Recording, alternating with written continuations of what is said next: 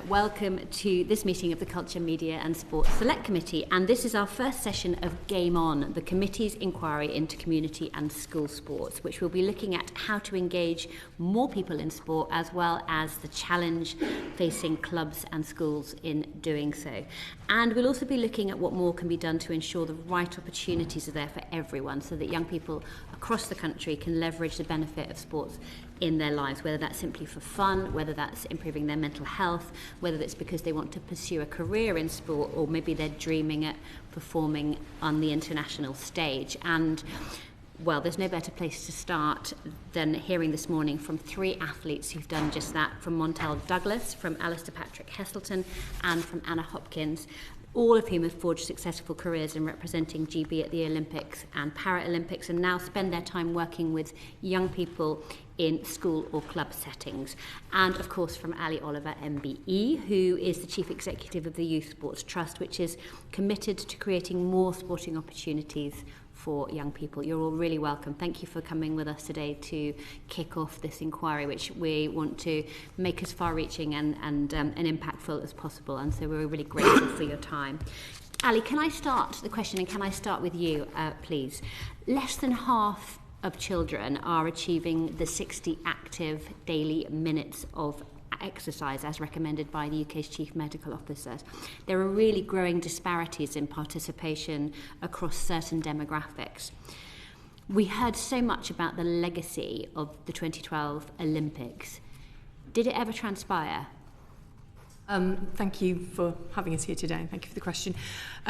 So there are some things that were inspired by London 2012 Olympic and Paralympic Games that have lasted the test of time. For example, the School Games programme, absolutely, and particularly within that the inclusion of more opportunities for children with special educational needs and disabilities. That whole inclusion theme that stemmed out of an amazing Paralympics in London has stayed alive. But if we're honest, the changes that occurred in 2010 post the change of government and the dissolving of school sport partnerships, the removal of specialist sports colleges and the various work strands that sat alongside that certainly took away the momentum that was building towards London 2012. And I think if we had data today, we obviously have the active lives data, but in terms of school sport and physical education, we don't have the same wealth of data that we had leading up to the London Olympic and Paralympic Games. But we do know that infrastructure of specialist sports colleges, schools that were innovating and using sport to drive standards, improve ethos and culture in school and tackle things like attendance and behaviour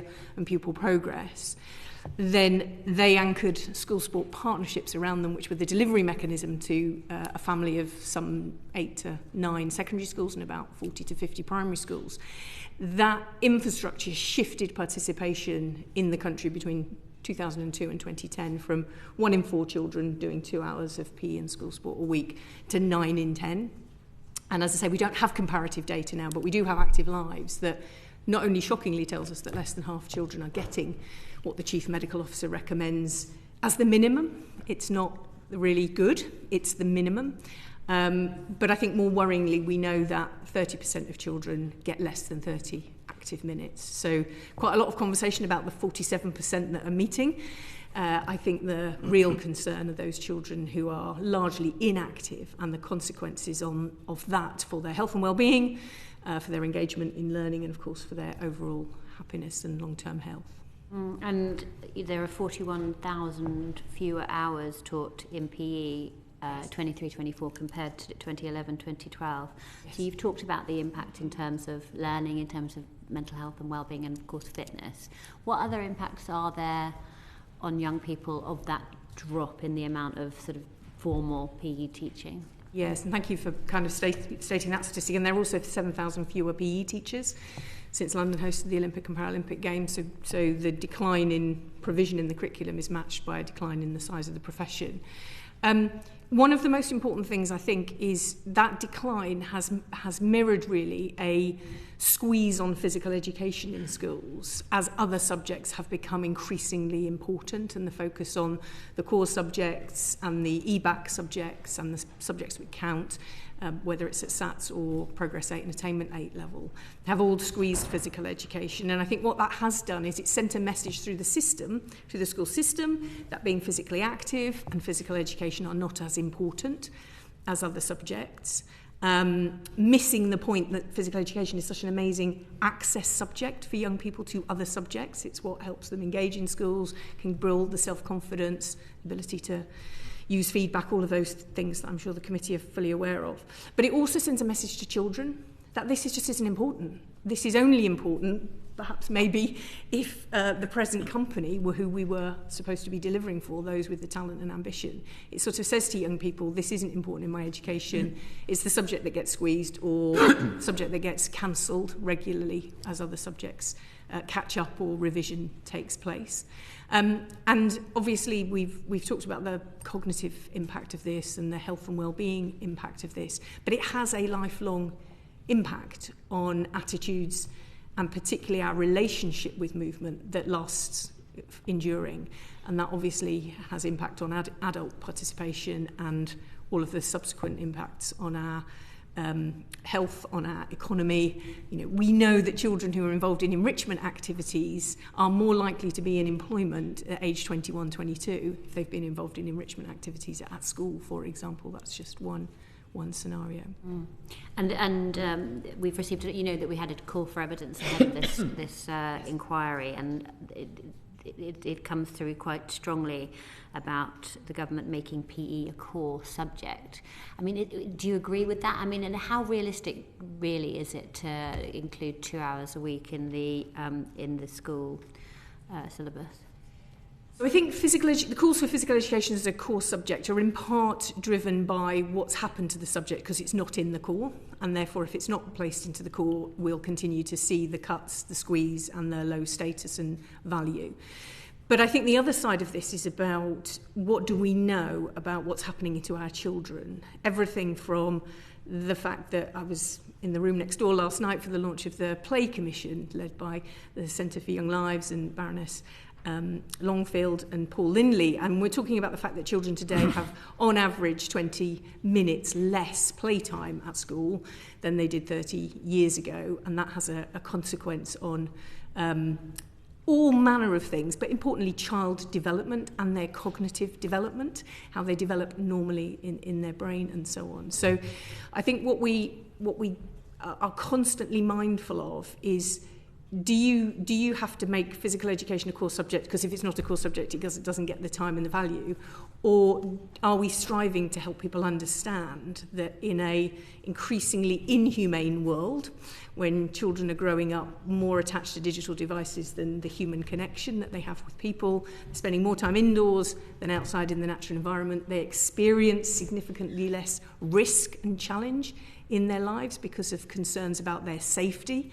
And all of this impacts upon how a child develops and learns and how their brain develops and what the consequences of that long term are. So to answer your question, if physical education was a core subject, it would have higher status. It would bring with it a level of accountability, which would drive up standards and commitment. We would understand young people's progress and whether our children are developing at the right level and able to meet the right expectations at the end of each key stage. It would undoubtedly have a huge impact on teacher training, which is a problem at the moment, particularly in primary, where our primary classroom teachers who deliver PE today predominantly have on average 4 to 6 hours of training in PE, which is woefully inadequate. And even at secondary, largely a postgraduate profession, who haven't studied physical education undergraduate, they've studied sports science or sports studies or sports management. And therefore, all of these things would add up to make an enormous difference, I believe, to the quality of experience, the importance placed on this in school, and then those consequent benefits for learning across the curriculum. I think the 2 hours can be a red herring. So the 2 hours was an excellent motivator for the nation. Everybody knew that we were, for best part of a decade, driving towards giving every child 2 hours, and it was measured annually, it was reported on right through to the Prime Minister's delivery unit who were monitoring it. And it did galvanise people. But of course 2 hours of poor quality physical education, or physical education that isn't inclusive, or where half an hour of those 2 hours is taken changing. We've seen some amazing innovation since the pandemic, where children come to school in their PE kit the day they have PE, so we can maximise the time. But the 2 hours on its own could end up giving more time for poor quality experiences, which might then erode, actually, again, the time available. So the core status, I think, would bring lots of benefits. But we would like a core status because it genuinely is an access subject and should be part of the foundation of every child's learning. And today, because they're not getting it out of school, they're not climbing trees, they don't roam in their community, they aren't playing out as much. If they don't get it in their community, we have to create that opportunity in school so that they are then healthy, successful learners. Lovely, thank you very much. Jo? Thank you, and thank you for attending this inquiry. And I think I want to explore what the aims of physical education should be. As a mum whose children are now older, but obviously partook in some amazing activities that were provided by school, knowing the merits of that, and as a previous athlete, which I gave up at 15, but I, obviously understanding the benefits, not just obviously for physical education, but everything else. So I think, Ali, can I ask you what the aim specifically should PE be? So is that enjoyment, skills development, or the ability to partake in sport? So my answer, Jo, was absolutely brilliant question. At the moment, I don't think it's clear as a nation what we think this subject is about, and that can lead to many different interpretations. But we, along with the Association for Physical Education, believe there should be very clear outcomes at each key stage.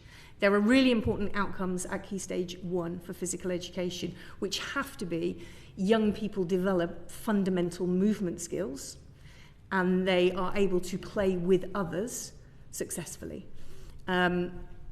Today, because of the consequences of the pandemic and what happened to the generation of children in the beginning of our primary schools today, is lots of what are called primitive reflexes have not been removed. Those are reflexes that we're born with, which should be socialised out of a child early. So if you see a child holding a pen like this, that's a primitive reflex. If you put your finger in a baby's hand, it grips it firmly. That's a primitive reflex that we need to learn to adapt to a fine motor skill to hold a pen, for example.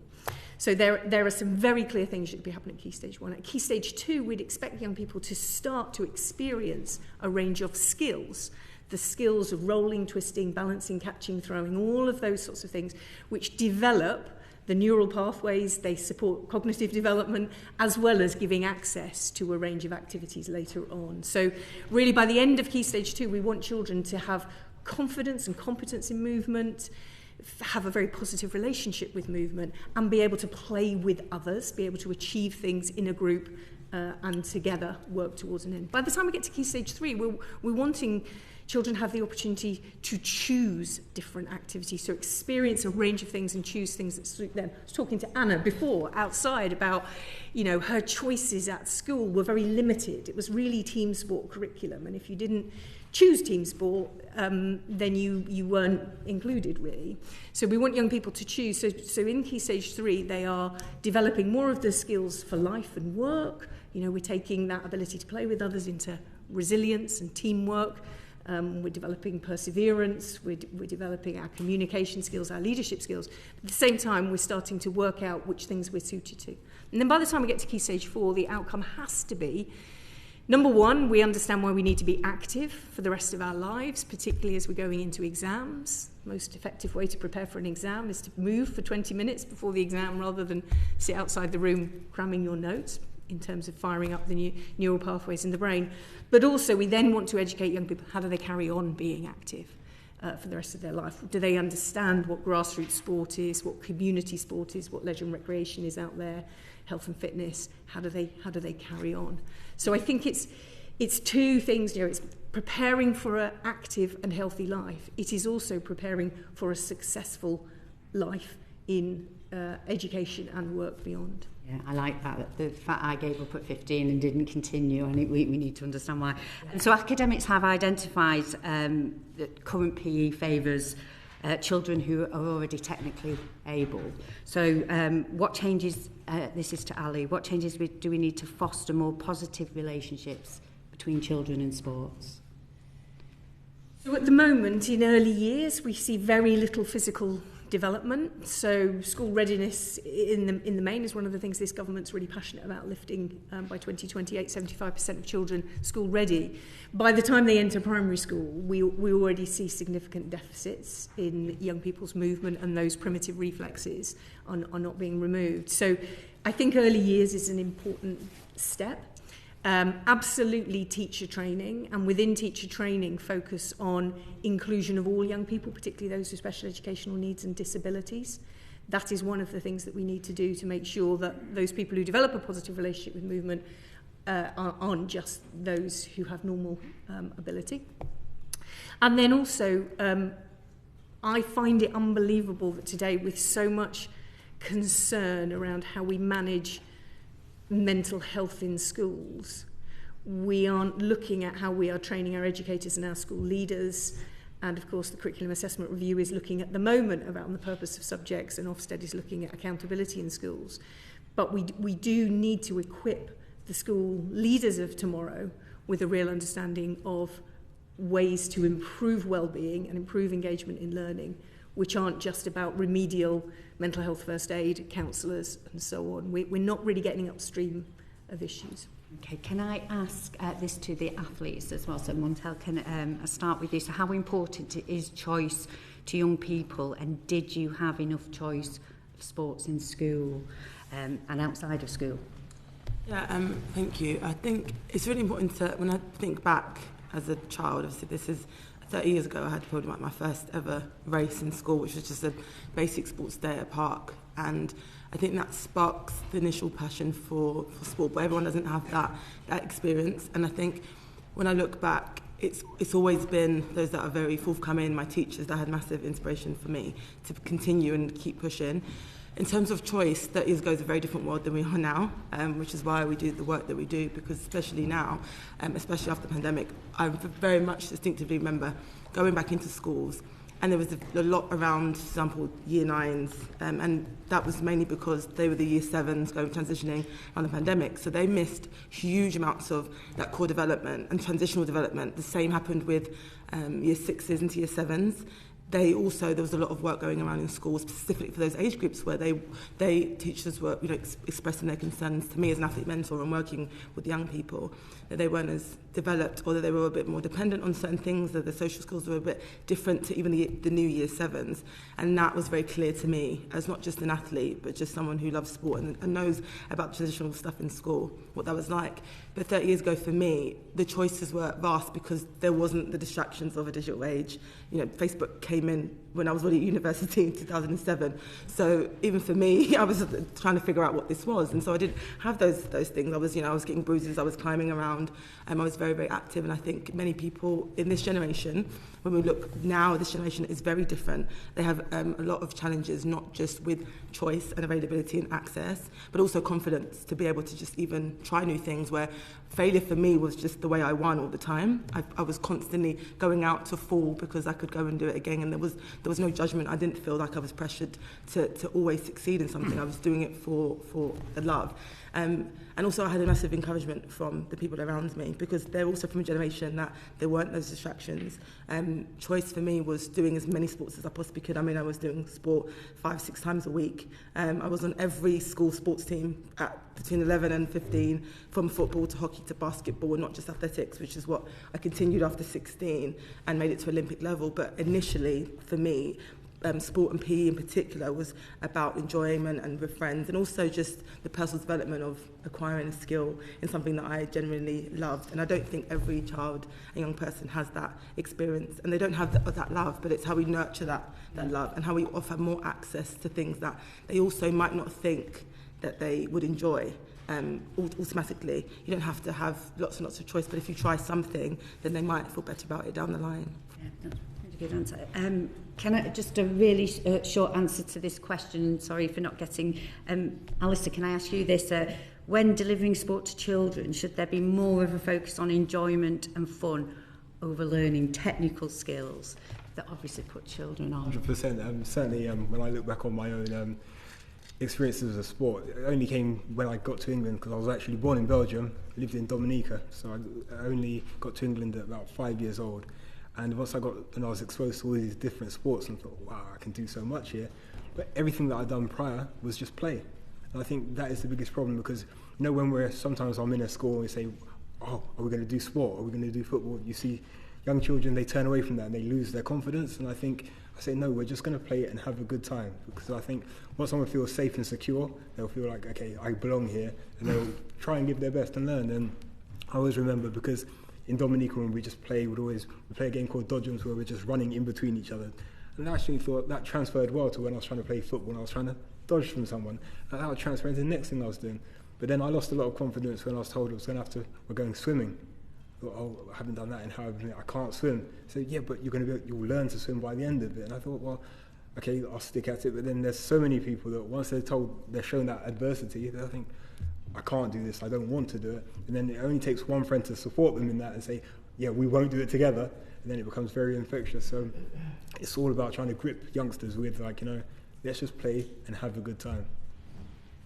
From the community world as well, obviously from sports, your answer to that particular question, how do we make it fun for children to be included? Yeah, I think coming back to the element of choice, like just offering a huge variety of sports to kids, and obviously school is such a good place to start in terms of having those links to communities, and offering taster sessions or ability for kids to try a range of sports and create those links with clubs so that they can kind of continue that learning and growth through whichever sport they choose to do.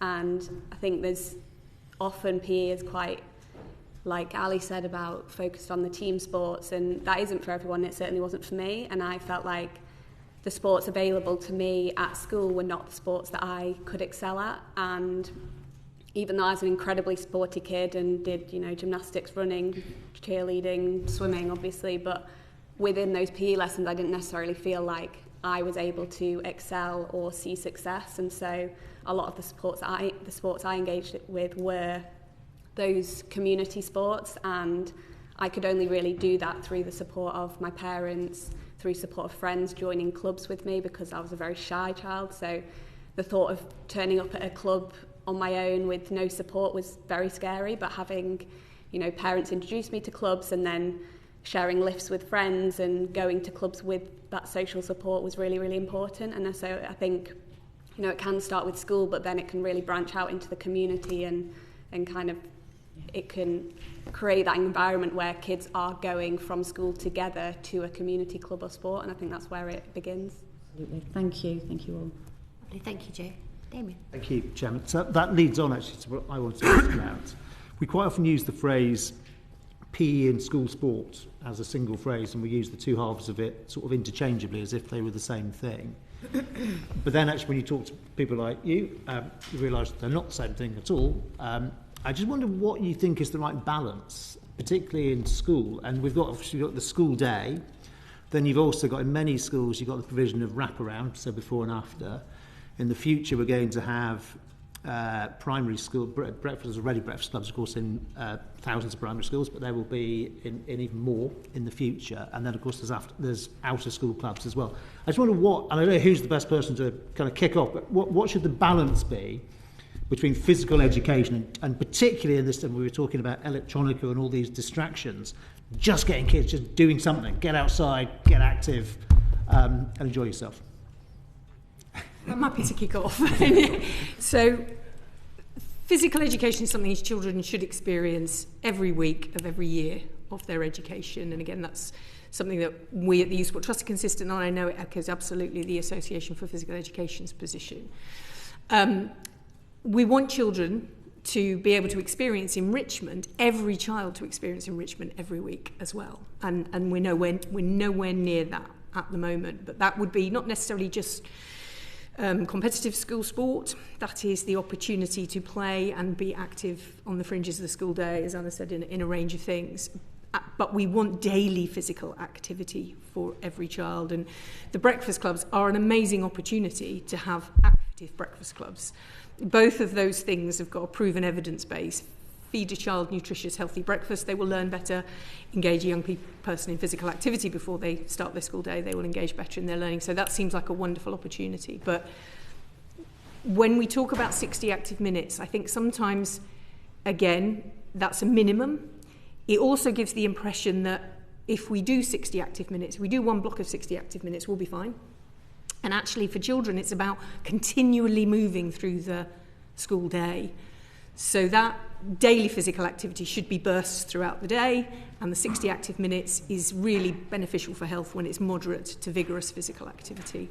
PE every week, whether that's 1 day or 2 days, and we've always traditionally talked about a minimum of 2 hours, notwithstanding the caveats I put on time. And then every child to have enrichment at least every week, if not every day, particularly for those young people from more disadvantaged or low affluence backgrounds who are very unlikely to be able to access enrichment activities beyond the school day if we don't provide that within the school day.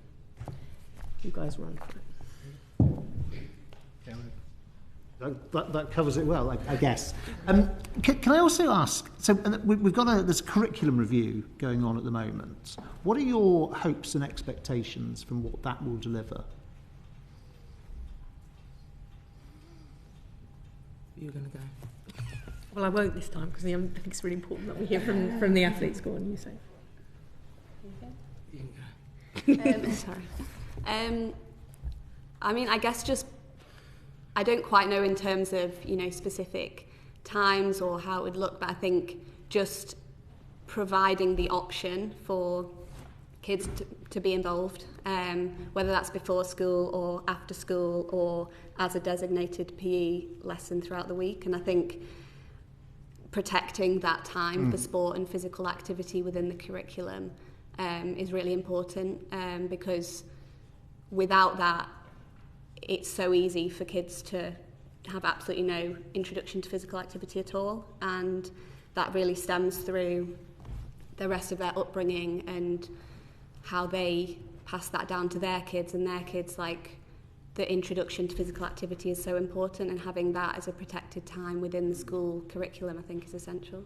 Do you? I mean, presumably, Ali, you've given evidence Yes. to that review. I mean, so what, if you're at liberty to divulge? I mean, what have you asked for? And do you expect to get it? We're asked for 4 things, Right. and absolutely we expect to get them. Okay, very good. So the first thing is around the value and status of the subject. So this is where does it sit amongst other subjects in a broad and balanced curriculum. It should have that status.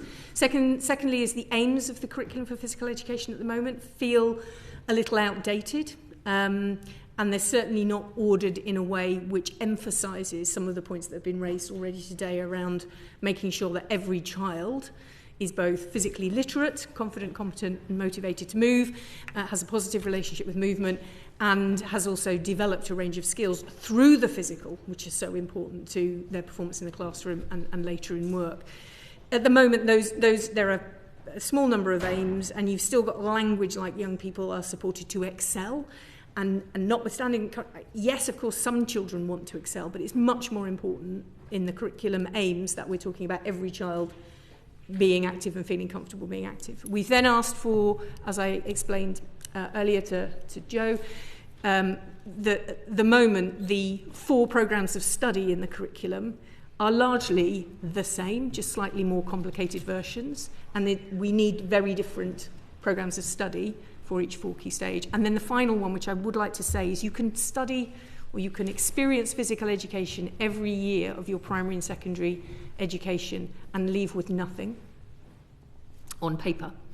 So yes, there is a GCSE in PE, and yes, there are BTEC qualifications, etc. But for many children and young people who don't opt for that subject, there's nothing to show at the end of it. So we have been saying that it's really important children experience some sort of benchmarking, or there is some sort of passport at the end of physical education, which is a summary of what I can do, what I've learnt, where I'm going to continue to be active next. So that there's something tangible they can show to employers or further education, higher education, but also that they themselves have reflected on how they've grown and developed, so that later in life, when other pressures come on them, they continue to know why it's important to be active. There was a trend back in the 2000s where lots of kids took a half GCSE in PE. Are you expecting that to return? It's not something we've talked about or discussed. One of the concerns with GCSE per se is a little bit like I talked about the profession, are coming out of sports science degrees with 9 months of postgraduate teacher training. Is GCSE PE isn't GCSE PE. It is GCSE sports science. It is not a GCSE in being physically educated or having got to a certain level of physical education.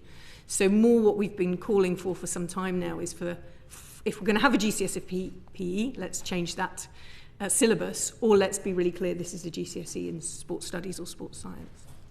And can you say, what was the role been of the PE and sport premium in schools? And inevitably, from time to time, there'll be moves to kind of just fold that into general school funding. Would you be happy to see that happen, or do you think it should remain as a ring-fenced?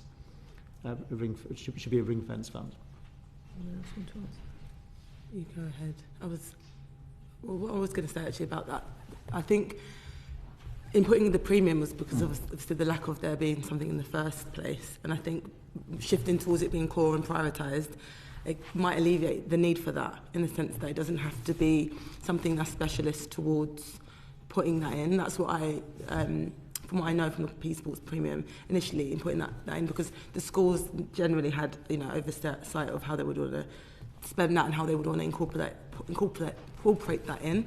But then if we were shifting towards it being core, the argument would be then, where's this? Why are we? Is it specialist? Are we talking about elitism? Are we pushing it to the point of excelling? But if it's needed, if that is needed, because right now it isn't a priority, we are considering physical education as something that's ad hoc, that's an add-on, but also that we feel that you can leave it behind, whereas you would never go, like, simple maths class and just be like, well, we're just going to leave it behind. You would never say that you don't have to do that.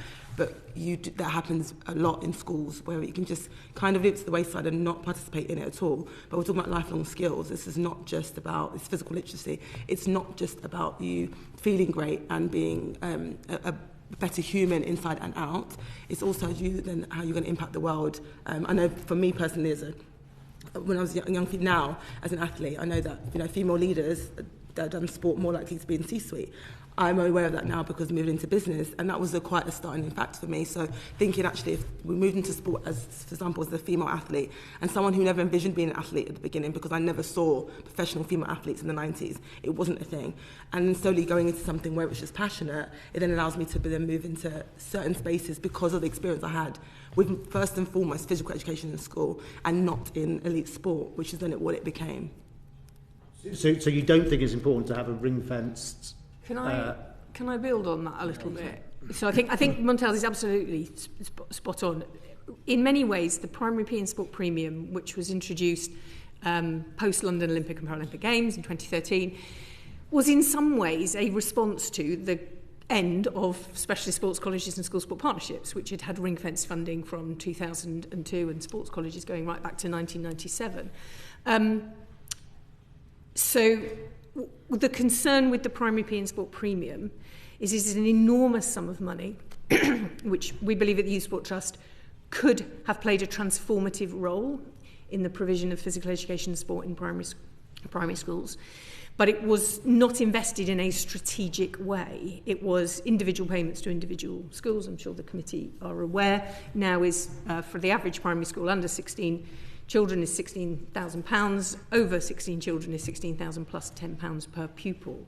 A huge amount of money, but it hasn't been strategically invested. A lot more was achieved through school sport partnerships, where the funding was invested strategically with an agenda of transformational change, building capacity in teachers, building school-to-community links, developing youth sport leadership, making gifted and talented pathways more inclusive for more young people. There was a very clear strategy attached to it with that national ambition. So every year we were measuring how much progress had been made on each of these dimensions, whereas the primary PE and sport premium has been more money, no accountability, no clear expectations around particular target populations, and it's very difficult for us to say what it's done. So our ask would be continue ring-fence funding. If physical education became a core subject and there was improved status and value of sport in schools. And for example, in our national professional qualifications for school leaders, we were talking about the importance of sport as part of the education experience. You might not need it because it would happen naturally, but at the moment, and right back to 2002 with school sport partnerships and sports colleges, the reason for that investment was because we needed to give this subject some focused effort and attention, because teacher training was lacking, because schools and communities were not closely linked together, because young people with disabilities or from minority populations were not getting the opportunities. It was although for completeness, a lot of primary school heads would also tell you they were able to do things with the primary sport premium that they were never able to do in the past. Yeah. So it sounds from what you're saying, I don't want to put words in your mouth, but it sounds from what you're saying that you would keep ring-fence funding but not put it in the hands of individual schools. Is that correct? No, you're absolutely right that many schools have done some terrific stuff with the primary P and sport premium, so I don't want to undersell that. But nationally, are we able to say where we are and how different is that to 2013? No, we're not.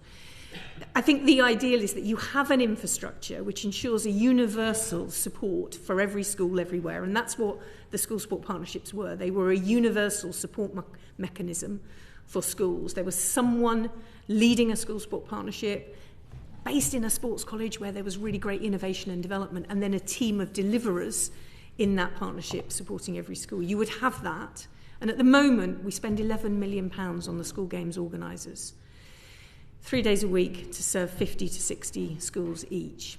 So you don't need to spend a lot of the 320 million to boost that network, to give it the right level of capacity and capability, but leave money in the hands of primary schools. And one way that we could do that is consider it as a physical activity and sport pupil premium. So schools in the most disadvantaged areas have more resource in their hands to make sure that those young people from the least affluent backgrounds are getting the social and cultural capital. But every school gets the benefit of a local partnership. So I think that's what we would call for the best of both worlds. Some of that happens anyway, right? Because of the way that national governing bodies work and how they target their programmes, there does tend to be some upweighting towards disadvantaged areas. Yes, because Sport England quite rightly has a strategy which is around tackling inequalities. Investment into national governing bodies is to do that. But it feels like we should take the very best of the past, the very best of the present, and try and create an even brighter future. I have one more question, if I may. Very quick. It's going to be a very quick question. It might be a longer answer, but because it's a fairly complicated question. Every few years, we rack our brains about why it's never worked in the past when we've tried to open up school facilities to outside clubs and community groups, and every few years there is a government programme to do so. We did one relatively recently when we were in government. There's probably another one coming in another couple of years from the new government. Why does it never quite work as planned? I think part of obviously volunteers are a huge part of leading community clubs, sports clubs. Obviously, the school day finishes at a time where people are still at work. And so to create really high-quality sports clubs in school facilities, you need really high-quality coaches and staff to run those, and also high-quality facilities and equipment to do specific sports. And if the people that usually run those sports clubs, they don't get paid a lot of money to be a coach or a sports club leader. A lot of them are volunteers. They can't be getting to the school at 3 o'clock to kind of run those sessions. So it's kind of, how do you provide that funding for the leaders of those clubs within those facilities? And how do you ensure that the equipment is there?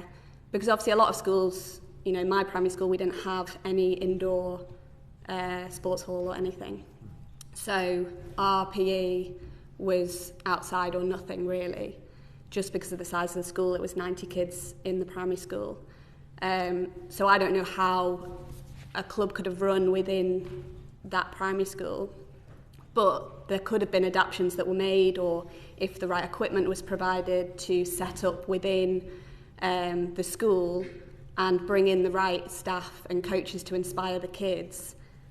I think it would have, the kids would have absolutely loved it, everyone would have been a part of it, but it's how do you get the people to run those clubs? Because, like Ali said, PE teachers are just the class teachers who have a very limited level of training for teaching PE, and to then expect them to also teach a specific sports club within a specific sport, the training isn't there for them. And so I think it is just a level of funding for that kind of provision.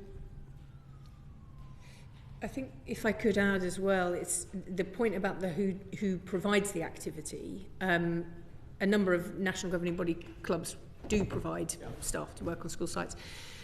One of the things that's really hard for a school is who is responsible in the school for the letting of their facilities, and who does that. And the only way, well, not the only way, but often the way that is done is their post is paid for based on the revenue they generate from letting the school site, which then makes the highest payer the customer, and often that isn't the community clubs that are local and are in need of more facilities, and often doesn't represent young people's provision because the young people aren't largely the paying customers. So, we've never made it statutory. There's a lot of stuff in PE and school sport that's non-statutory. There's very little of anything that's statutory here, which is a challenge. But also, I think if the school estate, we know that 70% of sports halls are on school sites. 1,300 swimming pools are on school sites. But we have to say that site has to be managed as a community facility, and therefore the resourcing of the manager becomes the important point. And does the school have to raise the money to do that, in which case they're going to use the revenues from the facility, or is that part of the resourcing of the school site? And then we can think much more creatively, as Anna said, how you can genuinely make sure that clubs can come in and access. We're going to come back to school facilities in a minute, Alice. We need to move on. Can we try and we've got so many questions to ask you guys, so can we try and keep your answers as pithy as possible, just because we're desperate to pick your brains, and we need to rattle through a little bit quicker, please, Zoe. Thank you. So just returning to the small games organisers, a question for Ali, and then I've got some questions for Montell, Anna and Alistair. How effective do you think that the school games organisers have been in increasing sport participation? And particularly we've started to touch on the issue of diversity in relation to, they're potentially engaging with small groups of schools rather than ensuring that a wide range of schools are getting that those sports competitions, the events, etc. I think the School Games Organiser Network has been tremendously successful given its resourcing and the context within which it's operating. So there are 2.2 million competitive sports opportunities provided have been in the last 12 months through the School Games Organiser Network, which is a huge volume of activities every single week of every single school year. How effective they've been on achieving more than delivering the school games will very much depend on context. So they are funded for 3 days a week. It's £23,800, which is not far off the minimum wage for some of these individuals who, I suppose, the funding's for 3 days a week, but many of them are appointed as a 5-day-a-week role, which is how it gets quite close to the minimum wage. Where we've got former school sport partnerships, 220 of them, the SGO funding goes into the partnership and it forms part of a really broad offer. And to come back to Damien Hines' point, many schools, primary schools, will invest in their school sport partnership using their primary PE and sport premium.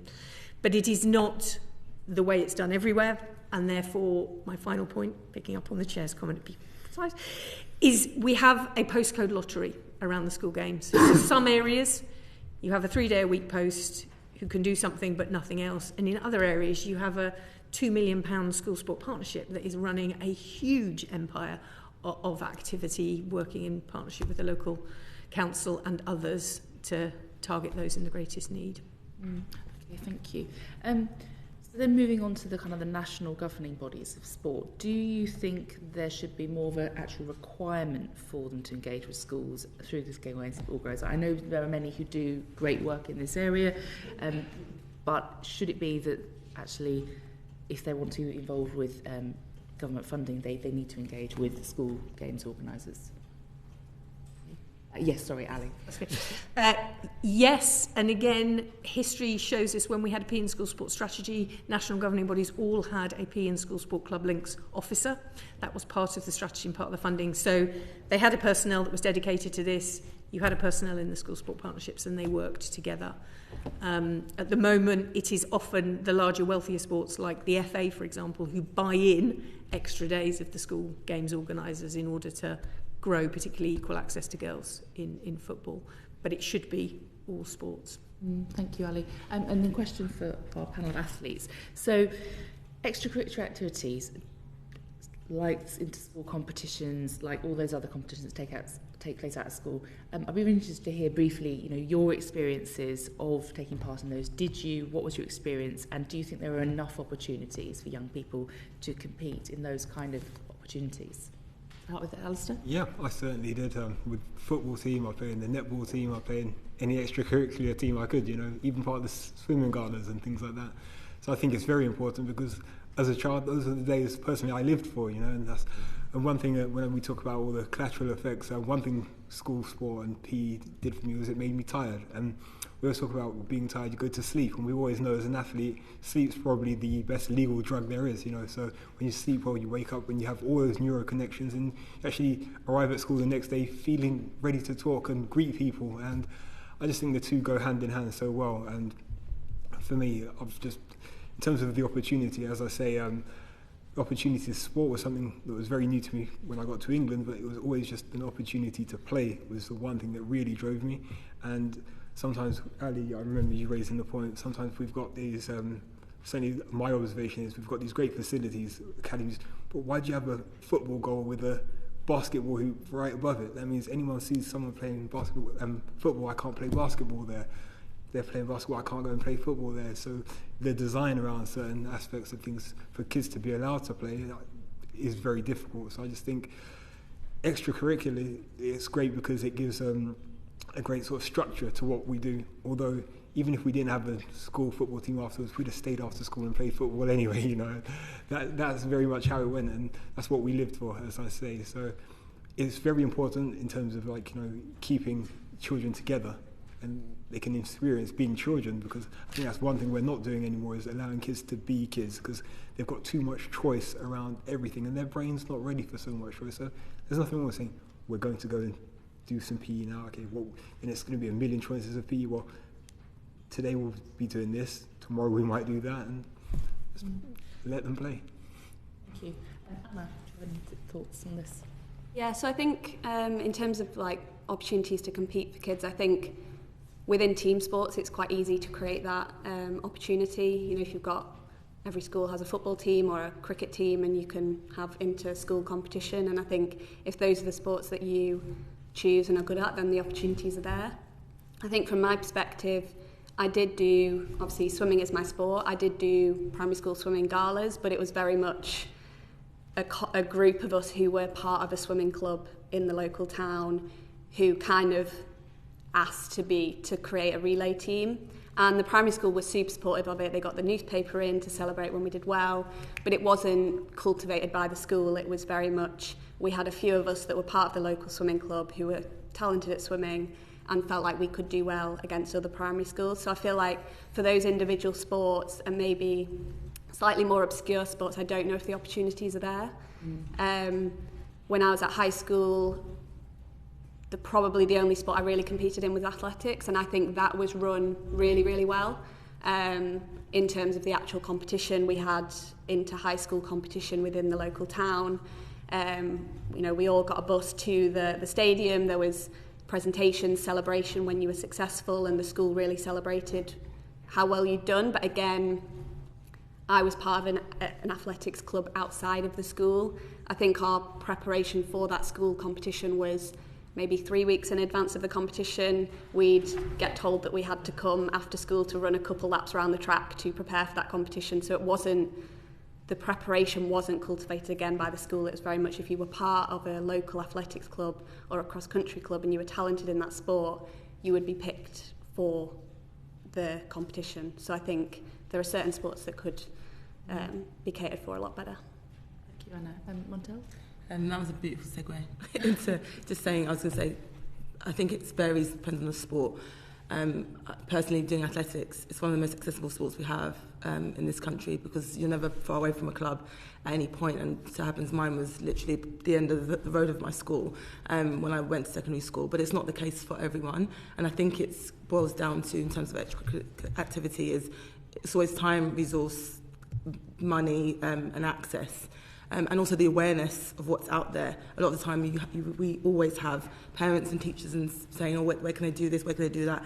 And usually it's really close by, they're just not aware of it. And if we can champion those, just speaking communities and making them more aware that there's things going on around that children can access, it makes it better. But we're also fighting the battle. You know, parents, I've got friends that, for example, single parents, 3 children, works 70-hour weeks, is also a school teacher, but has young children that then if they want to do those, well, then who's collecting them? She doesn't finish till 5 p.m. There's those access, and we have those real challenges that we have to think about. You know, you talked about being a mother, that can also stop your access. I think it was very different for us growing up, having the access, being able to jump into lifts, is what you said. I did exactly the same thing. I would never have been able to do my sport otherwise.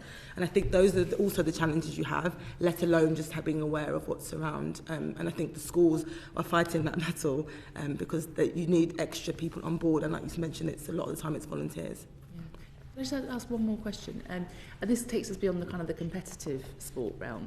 But you've noted as a panel the impact that school PE and sport has on health and well-being, and I just wondered your thoughts on the inclusion of other extracurricular physical related activities, perhaps things like yoga, Pilates, that help to build in that understanding that it's not just about competing in sport, it's actually that lifelong well-being aspect of physical education. I don't know who best to answer that question.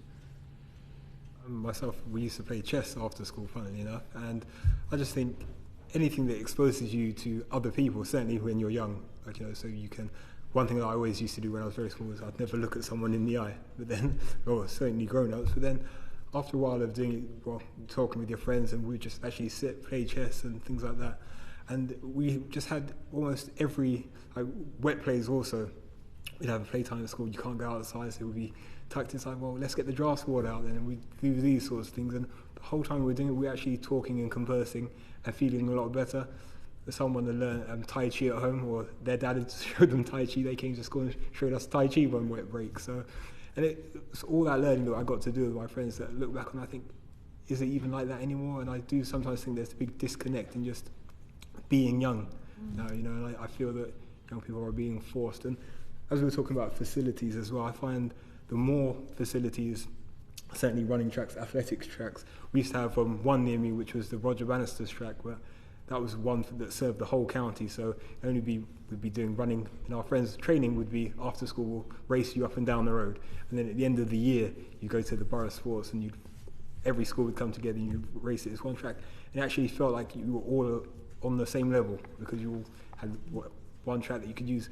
Now there's been more and more dotted around. Those that are more affluent, that do go to the best schools or academies, have more access to the tracks. By the time you reach these levels, and there are those that will be left behind that will never get that opportunity, purely because of day one. They're always 2 steps behind because they never had access to those things as well, which is becoming more and more common to some, but then there's still a large majority or large portion that it's still not available to, so they'll always be left behind. Just very quickly to add, the school games now it was started as a competitive school sport programme to put competition back at the heart of state schools. It's now evolved. It's funded by Sport England, of course, has tracked their strategy. So what the school games organisers are now doing actually is quite a lot of what you've described. You know, there are colour runs, there is cheerleading, there's yoga, particularly for young women and girls. The Active Lives data shows us that fitness activities are on the rise for young people, so, you know, follow their voice and where they want to go. And just final point is actually experimenting with different activities can be an amazing way of levelling an experience. So sport, you probably heard, there's been a huge boom in dodgeball in school. Why? Because no one's played it before. So when we all play it together, everybody's at the same standard because we're all learning together, and that would be the same for yoga or Pilates, those sorts of things. Thank you.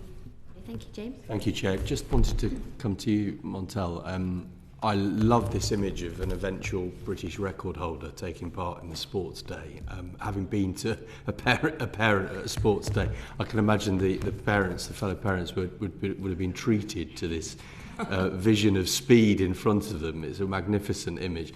I'm visiting the Bury Athletics track this week, and I wondered what your expectation on athletics clubs and what the track as a club should be doing in a small town in the shadow of a great city, which is Bury and Manchester. Looking back, but also your understanding of what the current infrastructure looks like. What do you think a local MP should be doing to support a track, a local track, and what advice would you give a track with ambition? Great question. Is that Bury St Edmunds? Is that Bury St No, Edmunds? the Manchester. other, Bury Manchester. Bury Manchester. I wondered if I'd been there because I did my English schools in there, and that's another thing. Having amazing experiences that you remember those things and those moments. Yep. It's interesting because there has to be accountability in somewhere. But I would say for MPs, as a lover of just sport, and also I think appreciating the coaches, the volunteers, the work that they do within essentially a very extremely, one of the most grassroots sports we have, for example, in the country, but are very successful at an elite level, which is can be quite strange of a dichotomy when you look at sports to have that kind of level. I would say being very present and being face front. And the reason why I say that is because a lot of the time, especially we're speaking now around sport and physical education and how we perceive it and the importance of it, a lot of it for me personally boils down to attitude towards those things, because if we talk about yoga and Pilates, if you speak to, in football now, it's massively on the rise because there was a shift in attitude towards what those things did for their game. So initially it was primarily around that's something very specific and not to do with that, but then it became about well-being and then their attentiveness within their teams and how actually they work together as a team in a team sport, but it was very individually based. And I think it goes the same when you're looking at the clubs and how they can transform that. I think being present and being supportive, because there is a lack of that, especially face front, meaning I would want to know who that person is, because we're talking about grassroots and communities and we're talking about a foundation level. It's really important that people feel connected with those people. Outwardly looking out, you mentioned to me as someone doing a school sports day, people find it very strange when they ask about my perception around sport. I said the only time I decided that I wanted to be an athlete was after I came back from the Olympic Games, which is a very strange thing to ask, but it's the truth. I did it all the way up until when I was from 16 to 22. I did it because I loved it. I never envisioned that part of it. So you can change your attitude and perception for just lifelong things. And MPs and people within power will be on the ground seeing the needs of the people that they're servicing, rather than asking and guessing what it is. We always say, especially the work we do, is ask them. Because as I said, I'm not Gen Z, I very much don't know, nearly 40. It's a very different world to where I was. So I can only presume the love of the sport and bring my passion in, speaking and going to Bury, for example. But I need to know what their challenges are, because they're very different to mine. And I think speaking to them in any which way and being forefront is the primary thing you can do, because we all love someone to look up to, whether it's someone that we know or otherwise. Thank you. Thanks. Thank you. Natasha. Thank you. Thanks so much for coming. I'm just going to take it back to the sort of community setting and not just school, because obviously your passion for sport or your lifelong journey with sport isn't just going to be contained to the classroom. So to Ali, we've heard written evidence about the Grand Canyon-sized gap between school and community sport. What kind of things do you think can be done to better facilitate that connection, and how can we sort of bring that together a bit more? Thank you, Tasha. So there are a number of things. The first thing is coming back to schools and their civic responsibility and civic duty. And I think multi-academy trusts we're working with multi-academy trusts at the Youth Sport Trust, who are really taking this much more seriously today. In order to deliver the best education, they need to be connected to their community, and they need to take the benefit of everything in their community, and equally they need to give to it. And this is where our vision of a modern-day school sport partnership would have outward-facing roles within it. We're piloting this in 3 areas of the country at the moment, in Knowsley, in Perry Barr and in Tower Hamlets, where we've appointed a placemaker who is someone who is in the community. They know the place really, really well, but they connect with the school and they are forming that bridge between the two. And something like that in a future school sport partnership would be really powerful.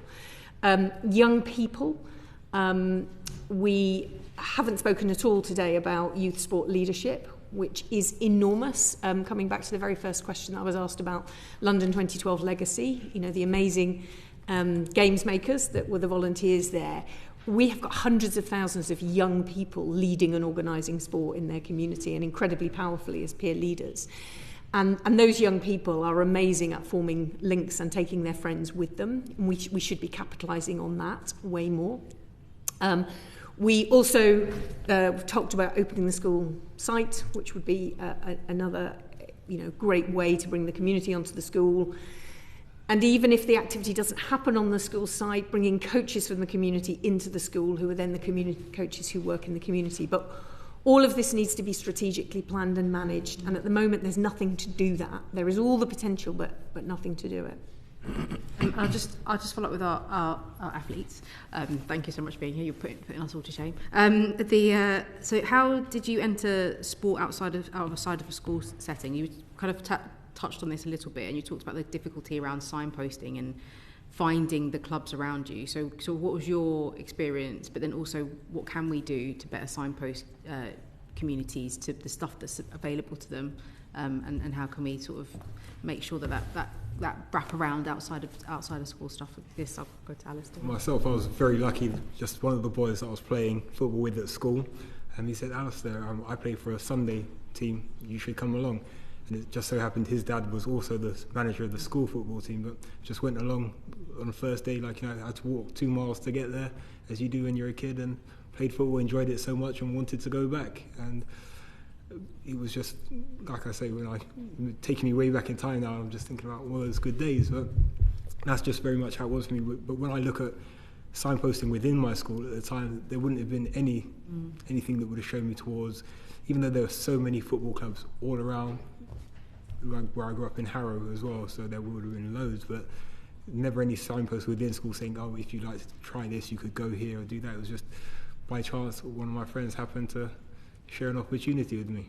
Do you not think it's changed at all? Is it still, do you think, difficult for young people to find things to get involved in? It is within their schools. It is, even though there's still access to it, but I still think as a parent there's still more onus on parents actually, because local football club was found by a Facebook post. Unfortunately, I hate saying that because I don't like social media at all, and that's what it's come to, and that's how, because it's almost as a community, as people, we're becoming more lazy. If we post it here, then everyone will see it and they'll have to, so they don't need to research to find out anything out, and that's just how it goes. But it's very difficult, but all you can do is, it's only once you're within that environment you then get the word of mouth, where you'll then start exploring more and more and find out, okay, well, there's actually that. And what's great is football clubs often share cricket ground clubs, so there is access to other sport if it's needed as well. So. Anna, do you have any ideas on how we could expand out, make it easier for people to find what's going on in their local communities?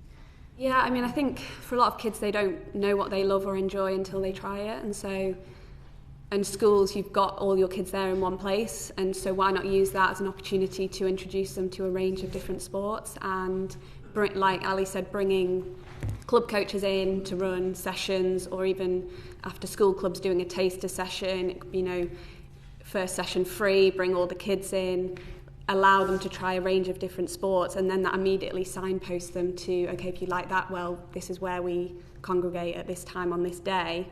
And it might be that there's a future Olympian inner child in, I don't know, some sport that they've never tried before, and because they've never tried it, they never actually get to unleash their potential and find what they love or are successful at. And even if it's not, with the intention of having kids who are finding those sports that they're going to go on and be really successful in, if it means that they retain and remain in that sport for the rest of their lives and pass it on down to their kids as well, that's kind of had a huge benefit on the community and society as a whole, and changing those societal norms around physical activity. And so I think just more presence of trying different sports, seeing the clubs, being told where they train, when they're available, because a lot of the time it is reliant on Like for me, my mum was amazing at discovering brand new clubs and introducing me to them, or word of mouth from friends.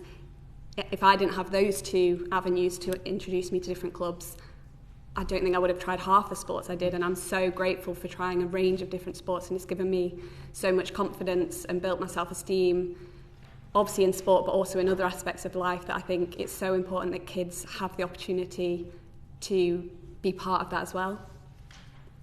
Have any ideas? Yeah, no, I was just going to add quickly, in saying that signposting that you mentioned, I think a lot of the time they're relying also on parents and things to know these things, and very similar. I think we had all quite different actually exposing experiences around sport. Mine was just like secondary school, we did it in PE.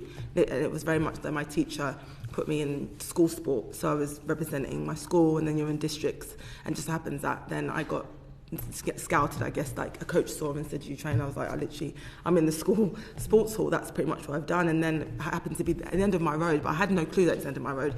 I think now, very much so, although we're in a digital world, community sport, from what I know and what I feel from friends and family, and I've got young children, I still speak, it's very much word of mouth, because it's always about validation and also credibility of the club, and they know someone who knows someone and say, "How did you find it?" Well, their friend at school came. I think it's still very much important of that, but I think bridging the gap between the teachers, for example, teachers or real, I guess, advocates of sport within a school. It doesn't have to be a teacher, it could be anybody, to signpost that. It's been them being really active around it and pushing that, and not allowing people just to kind of find their way, because they will get lost, and we don't know what we don't know at the end of the day. Perhaps there's a role for local councils in sort of bringing together clubs and putting it on their website, so everyone knows there's a one-stop shop of what's happening in your area, so that you're not kind of scanning around.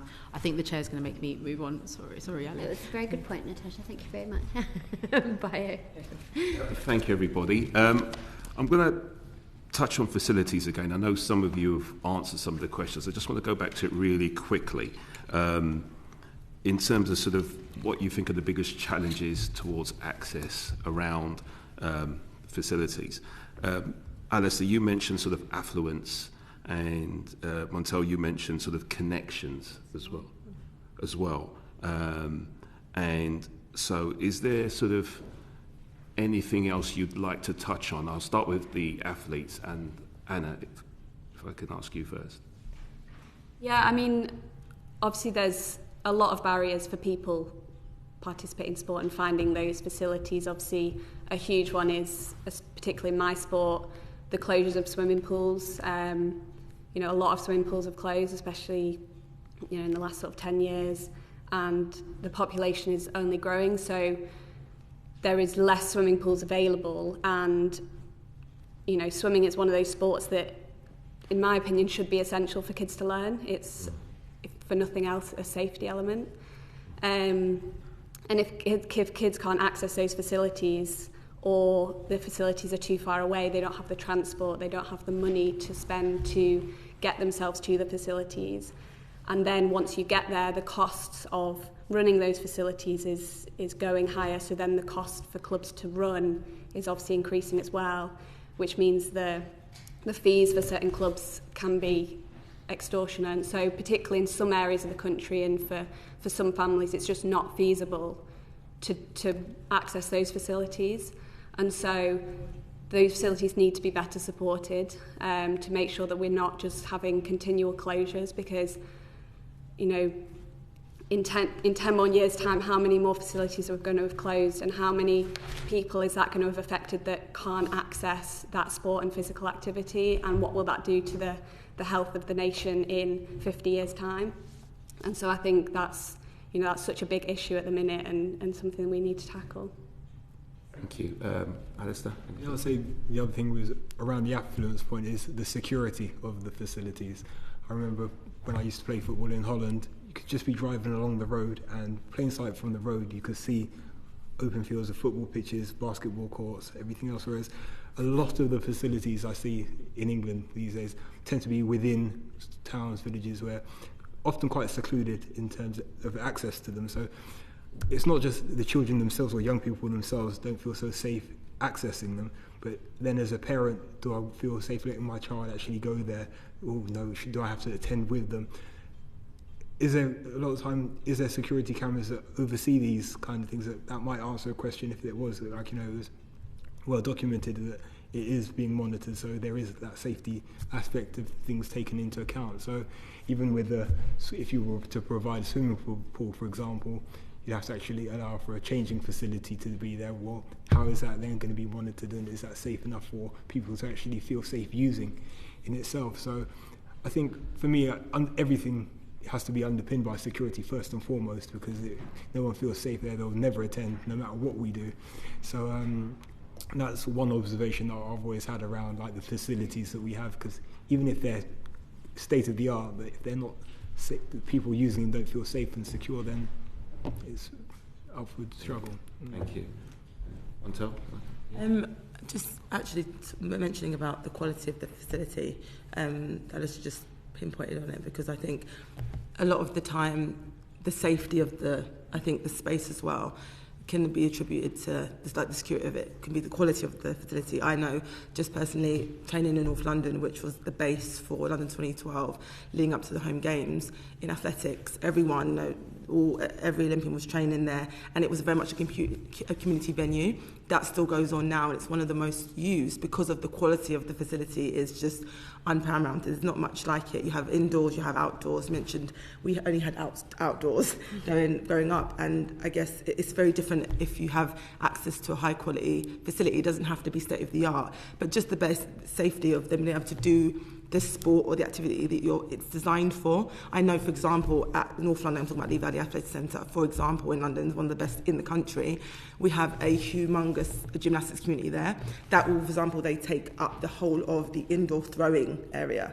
They lay mats down, and so if you wanted to do indoor throwing, you actually can't use one of the best indoor throwing places because gymnastics take it over, because they don't have any space like it, and they've said, and that just shows that the quality of the space in which for it's intended is not always matched up, especially in more niche sports when you have higher equipment. I know in bobsleigh, don't even ask me where you can do that because it's not a thing. So you can try when it gets snowy, but it's very difficult, and it becomes harder with the specialist sports. But when it's open, you grab a football, you can do it anywhere. If we can try and access swimming pools and athletics, they're way more accessible in terms of some niche sports, but the quality still needs to be there for everyone to access from a safety point of view for anything. Brilliant, thank you. Ali, I'm going to come to you now. In terms of sort of school estates and resources and how best they can be utilised, you mentioned earlier that statutory protection around the finance, if you like, and how you charge for facilities. Do you see that being something that schools should try and do if they want to, I suppose, use their facilities for other sort of parts of the community to access their facilities? Is that something that we could do? I definitely think there is a huge appetite among schools, and I touched on sort of a lot of the academies that we work with, really want to forge closer relationship with their community and execute their kind of civic duty and responsibility. So I don't think this is about a lack of will. I think it is about prioritisation, and particularly when budgets are tight and the school is measured on a certain set of outcomes, one of which isn't access to your school site or the number of children that are involved in enrichment activities. That's where the mismatch comes. So, it's tragic that we've got young people, 84% of whom want to do more sport and physical activity. We've got facilities that are locked up and behind gates, and we can't seem to marry the two. But it does come down to what do we want from schools, and how do we resource them to do it, or how do we re-emphasise the things that are most important to us in society. And at the moment it seems the emphasis is very much on the academic curriculum, on academic results and the sorts of things Ofsted currently look at, as opposed to a broader, more balanced curriculum and a wider community engagement of the school. Brilliant. Thank you. Thank you, everybody. Thank you, Bayo. Can I just ask you on that, Ali? We know that sometimes private schools have got phenomenal facilities, and one of my issues, I think, with the government's VAT on on private school fees is that it's such a blunt tool, and actually I would much rather have seen that used as a way of encouraging private schools to open their facilities more to the local communities and to other schools. It's early days, but are you seeing any unintended consequences of the VAT on school fees on private schools sharing their facilities, particularly when the charitable status used to sort of encourage that as part of the process? I can't say I've got any evidence of that yet, and it may be because of the early days, but I sit on the HMC Sports Committee where I'm talking with and working with a number of directors of sport and head teachers from independent schools. And the conversation we've been having is, yes, there is this opportunity around your facilities, but also it's your workforce. You know, sometimes getting children from a state school, even to the independent schools to access its facilities, is a step too far. Either the school doesn't have transport, it costs too much. And there's also a degree of how does that make young people feel sometimes, stepping across the threshold in somewhere way more resourced. It kind of sometimes has an unintended consequence. Whereas the personnel of independent schools, the workforce, the often dedicated sports coaches, coming out and working alongside coaches and teachers in the state sector and indeed providing additional capacity, would be much more easily done. To come back to your question, I don't know whether the VAT on private schools is likely to inhibit that possibility. So I had a question, sort of follow up on facilities in state schools. So I've been speaking to a number of schools in my constituency of Guildford, and they're really keen to enable young people to do year-round sport, and part of that has been wanting to develop more Mugas, and they've kind of hit some interesting challenges around both the funding side of things. How do they fund it? What does that mean in terms of then community access to help pay back, but also around the planning side? I just wondered if that was anything that you were aware of, and potentially any thoughts on that. From a youth sport trust perspective, it's not my speciality area, and it's not something I have a great deal of expertise on. But one point I would like to raise about muggers is, and it picks up on Alistair's point, is quite a lot of community sport and grassroots sport is sport specific. We don't have a tradition of multi-sport provision, and coming back to your point, Natasha, about school to community links, one of the reasons why lots of young people drop off between school and community is because they don't just want to go and play one sport. They want to play lots of sports, and there is not an environment where you can go and play lots of sports. We don't have multi-sport clubs, and muggers are a great way of creating, as Alistair was saying, a kind of a play facility where lots of different sports can be played. But to the point of planning, I don't have any particular expertise in that. Yeah, thank you. Can I just, it follows on a little bit of that, because it's something that really, it's a real bugbear of mine. So where we have some of our more challenging areas locally, and where funding is obviously supplied to provide provision, I feel like it's a look what you could have won, because it might be 6 weeks of funding where to do activity and then they go. And for me, that's not good enough. So, I mean, what is your thoughts on having more of a lasting legacy with regards to that element of funded sports?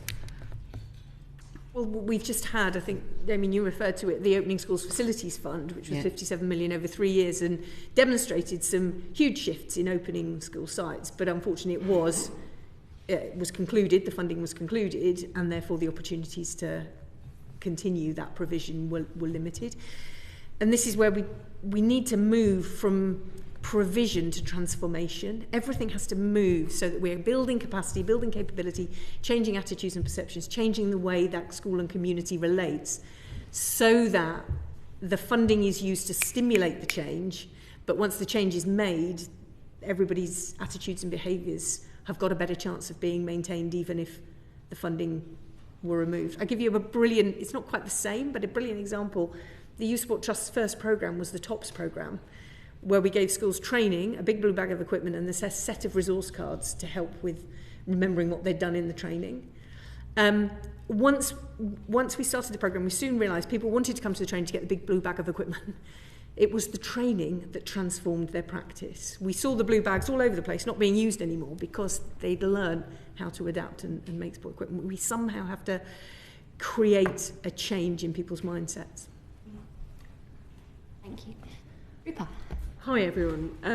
Mine's for the three athletes really. It's interesting actually that everyone seems to have had a big swerve in what they were doing. You were going to be a sprinter, now you're bobsleigh. You went out then in, and you were going to be QPR, now you're a very famous Paralympian. And also, you were a gladiator as well. So like all these different changes. Really the one I wanted to ask was about Mo Farah. He's on record, so Mo Farah is saying this, sort of how to break down systematic barriers, cultural change that's needed, and kind of it sounds like you're all three happy accidents almost, but kind of are there systematic things that stop certain groups participating in sport as a whole, or certain sports? You've said that, you know, there's a status of the subject of PE, maybe there's status of certain sports as well. So I don't know, we had Azim Rafiq speak to this committee. It was very moving about cricket, and Yorkshire had a lot of problems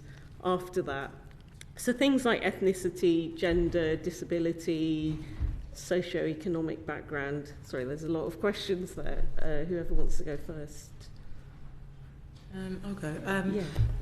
Actually, thank you for bringing that to light, and also just recognising that we're talking about that actually towards just sport and education and sport in general. And when you mentioned the happy accident thing, I always say that I've used those words particularly talking about my own story. I'm just like, to me, it's just a happenstance, I think. And people are quite shocked by that. But that is, for me, like the power of sport, what that's been able to provide for my life. And coming from a background with, I had very, very young parents, we were just working class, and that's why I didn't want to really have the athlete background. What I did have was like the space and security to be able to try new things and also go and do that, and that's always not the case. So when we talk about changing attitudes, just not with how sport is a lifelong thing and how not everyone wants to be an Olympian, and I didn't, and it can happen, but it might not. The real benefit, I think, and I don't know, I'm going to speak for all of us, for what sport's been able to do is what Alice mentioned about, is the transformation.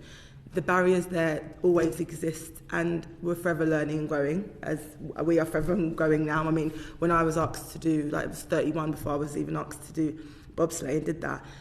But to be a 31-year-old, to be able to do that with no one within that vicinity, you know, bobsleigh, it wasn't my world. No one looked like me. They didn't come from where I came from. It was very, very clear to me.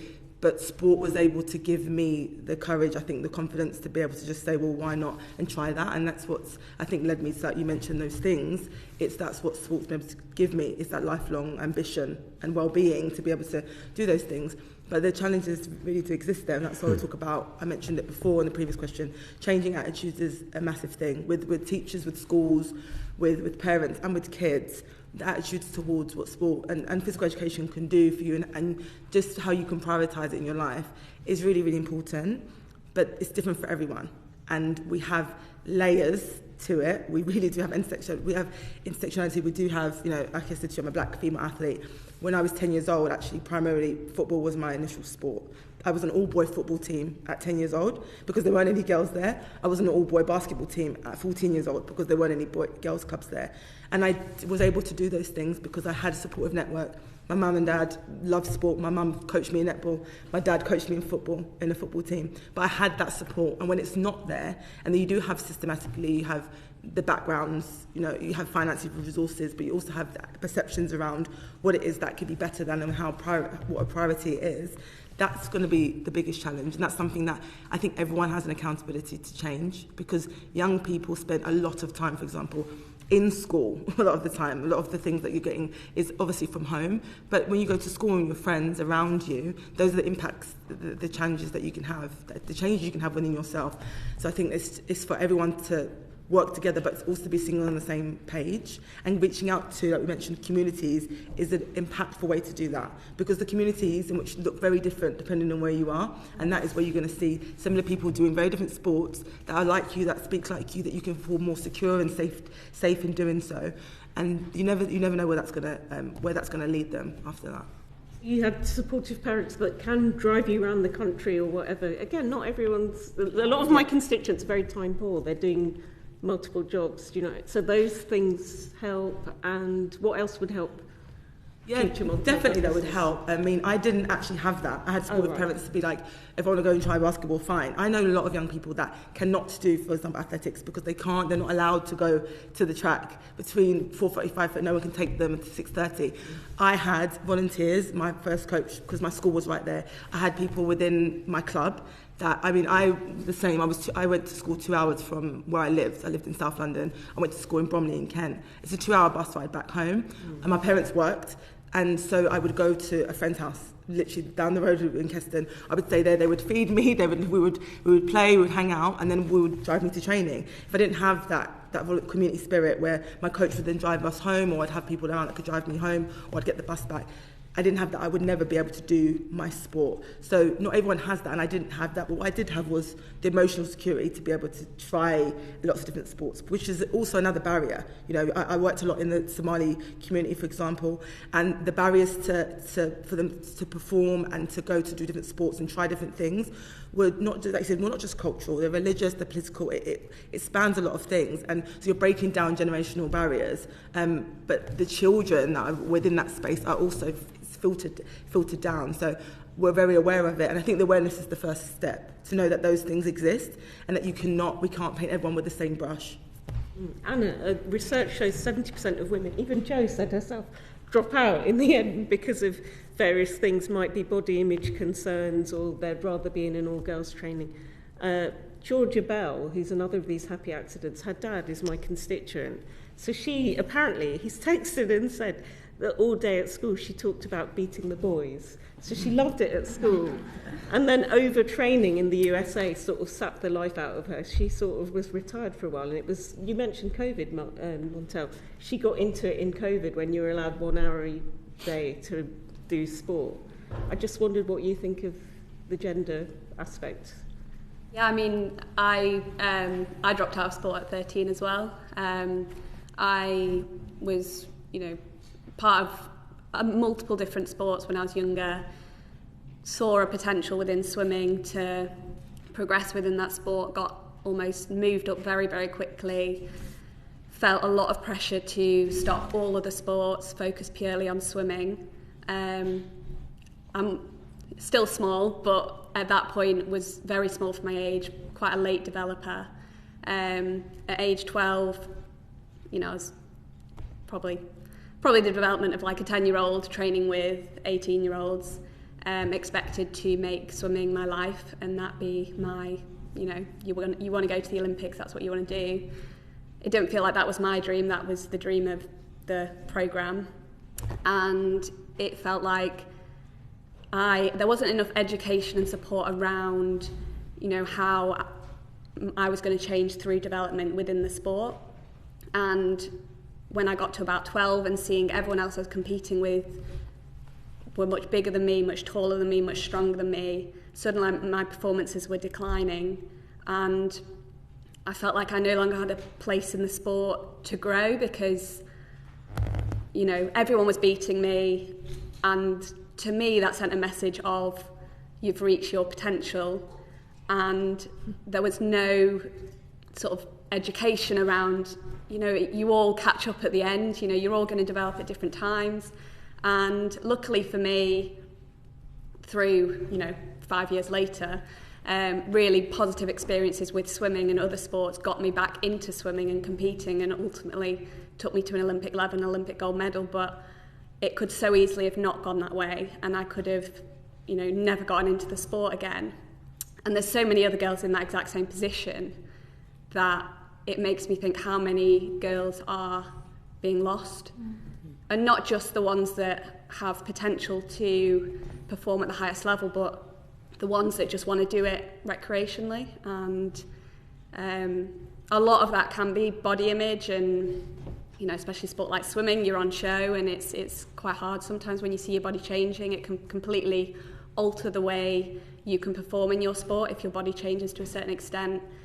The language used is often awful within certain sports around body image, especially, and I think that's a lack of education for coaches and, peers as well. Sometimes comments that boys are maybe making, not realising they can be hurtful, one comment could completely ruin a girl's relationship with sport. And I think that's probably not talked about enough, and there's not enough support there to tackle those issues. Alistair, anything else to add, and on the disability point as well? Yeah, well, certainly to me, I'm very lucky, very fortunate, certainly growing up, and the biggest barrier I ever had into wanting to be a footballer was my parents sent me to a private school. And I thought, well, footballers, because my father was a barrister, my mum was an Oxford graduate, and they'd wanted me to go on to be an academic. And it was only on that path of being in a private school I realised I have to be accountable for myself. And a lot of the time working with the Youth Sport Trust, when we look at developing the young voice and the student voice, do you know what? It was always something, if I want it enough, like I can actually make it happen. And luckily for me there, I had a headmaster and a PE teacher who fully believed in me, not just to be good at football, a very good footballer, but I said, you can actually be good at anything you want in life. So even after my first initial professional career, I went on to train as a quantity surveyor also. And that was purely based on, do you know what? Let's not waste any time, because I am here, I can achieve and strive for more. And I think they supported me through both the sporting elements and the academic elements, and it only then went down to sort of personal accountability, because I had to stop looking around at everyone else and thinking, who's going to do this for me? No, I could do it for myself, you know, and that was always my path. And like I say, in terms of the barriers that I ever had, it was only ever myself being the barrier, in terms of if I didn't want to do something, or if my friends didn't want to do it, great, that means you don't do it, and it's going to be easier for me to do, you know. That was always one of the things that I felt like, you know, I was able to do. And if I could grow my own voice and actually they're saying they don't want to do it, let me try and help them to do it. So come along with me. And that's been a big thing for me now, growing the student voice now. And on the football point, I have heard locally, anecdotally, so there's an Ealing Hockey Club where I represent. They are finding less places where they can play because I think it's the FA is putting lots of money into local facilities, and they're replacing it all with AstroTurf, which doesn't work for hockey. So it's everything. I mean, you mentioned football being not a private school thing. Hockey is considered a snobby one. We had it at my school. But I think really posh schools have lacrosse. I think there's a hierarchy of how posh sports you get into. I mean, I don't know, what I hear is football's taking over and all these other things. The Ealing Hockey Club claims that it gets non-elitist people into that sport, but if all the pitches don't allow it, there's less and less scope for them to play. Yeah, I don't know. And I mean, as I say, my school was a tiny school, and it actually literally meant PE lessons were spent half an hour walking to the nearest park and playing football, half an hour walking to the other park to do cross country and everything like that. And we were exposed to so much and being given the opportunity to do it, really. Ripper, can I move you on? The last one for Ali. Very quickly. Okay, which was, there are several organisations delivering the same objectives for hard-to-reach audiences. LYG, London Sport, London Youth Trust, Access Sport, Street Games. There's a whole list of them. Chance to Shine, ACE Cricket, RFU's got a thing as well. Are they all fishing from the same pond? Does that dilute the idea of broadening access to people from different groups? If everyone's all at it, would it be more unified if there was one?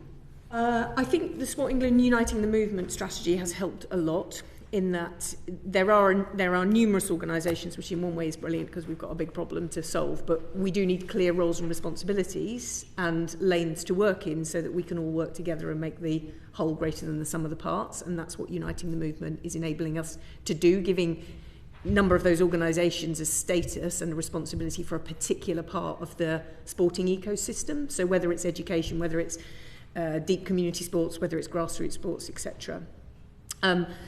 So I don't think there's too many, but I think the thing that's missing for us all is, what are we all aiming for? What's the North Star? There is no singular call to arms here for all of us in terms of which groups of young people, how many minutes of physical activity a day, what sorts of outcomes. The best we've got is the Active Lives survey and the CMO guidance of 60 active minutes. But if all we measure everything that we've been talking about today by is minutes of movement, we miss some of the really important measures that will determine whether we have a healthy and successful nation, such as attitudes, have people's attitudes to participation and being active change. That's a huge part of it.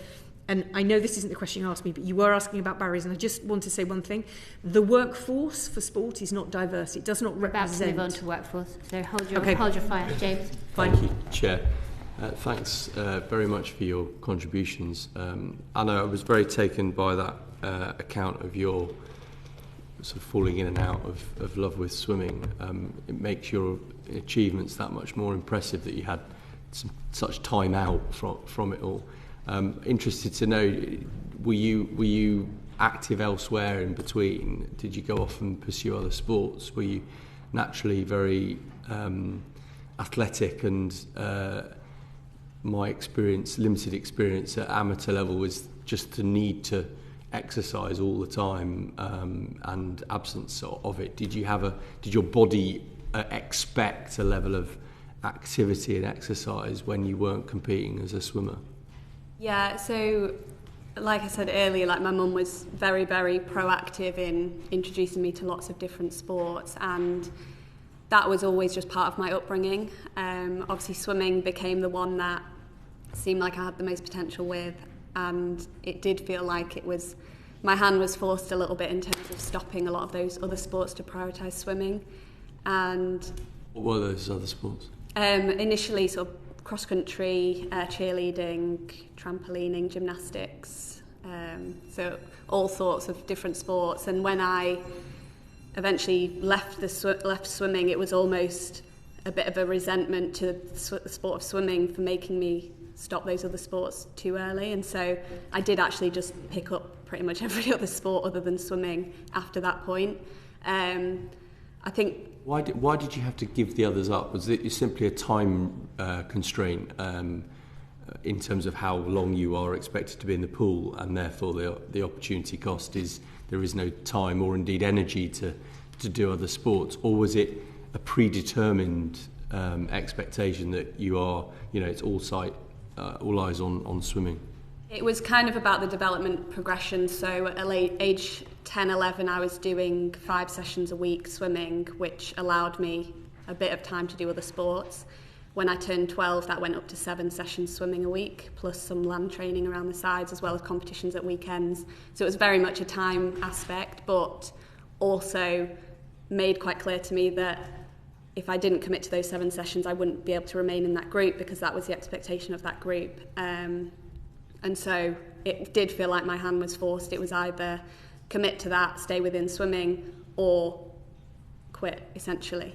Do you think that could be changed as a model? I mean, you make the point about your own team's expectations of availability, and team sport relies on that kind of collective commitment of the individual members. Could you see a shift or a change that could be adopted to perhaps recognise the value in playing other sports as one of those 7 or 5 sessions that you're expected to do? Yeah, I mean, I'm a huge advocate of staying part of as many sports as possible for as long as you enjoy them and want to. I don't think anyone should feel like they need to specialise into a sport at age 12.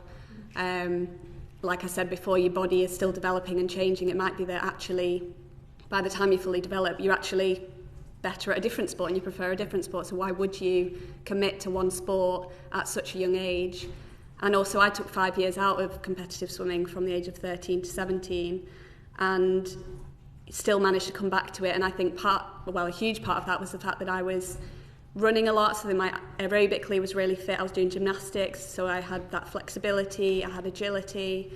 I had all different areas of sport that was pinpointing different skills that I was progressing in, as well as building my confidence and self-esteem in different sports. And that's why I think within school it's so important to have such a big variety of sports to choose from, because each sport can offer different skill development. And I think specialising too early just limits your ability to grow and build in different areas. And given my journey where I could have that variety and still come back to swimming and be really successful in it, I just think I don't think any child should, you could go all the way to 16 doing multiple different sports and then commit to a sport if that's what you want to do. I just think, clubs can kind of work together a little bit more to understand the benefits of the different sports bring. I think clubs can be quite protective sometimes around keeping their members and being quite scared of losing their members to other sports, but you're all working to the same goal of making this person the best athlete or person that you can possibly be, and I think there just needs to be a bit more understanding around individual needs and preferences. So on the issue of workforce development to all the athletes, what role do teachers and volunteers and coaches have, and what did they play in your own development and the relationship of that you had with each of your sports? And if you want to perhaps finish on your contribution, let Alistair and Montell come in afterwards. Oh, sorry. No, yeah, sorry. Yeah, I mean, I think, you know, all your teachers, coaches, parents are huge role models for kids because, you know, as a kid, there's a limited amount of autonomy you can have to just do what you want because you're very limited in terms of, you know, transport and financially. So you need to feel like you've got that support from those people around you who are advocating for you to be part of different sports and grow in different ways. And I think coming back to like PE teachers who, you know, you've got some PE teachers, especially in primary schools, who are really, really, you know, into sport and they love sport and they really see the benefits of it. And even though they have limited training, they're very, very proactive in terms of making sure it's a good experience for the kids. But then you will also have other teachers who PE isn't their specialty and it isn't their priority. And the impact that could have on the kids' experience could affect how they experience sport for the rest of their life. And so I think having that level of inspiration from whoever is leading your sports is really, really important. And whether that's bringing in, you know, sports stars or taking a group of kids from school to, for example, the British Championships in swimming to see people who look like them, who they can relate to, achieving, you know, at the highest level in different sports, can just unlock that little level of inspiration for those kids to try new sports and stay involved and be physically active. And so I think the role of coaches, teachers and parents is essential.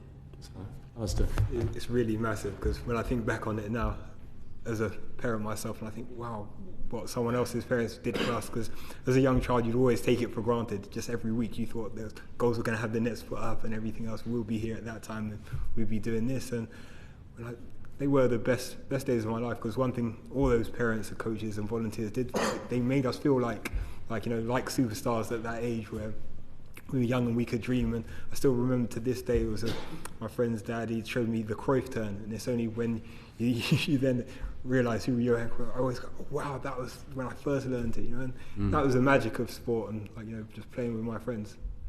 What do you think makes a good teacher or coach, somebody to inspire that?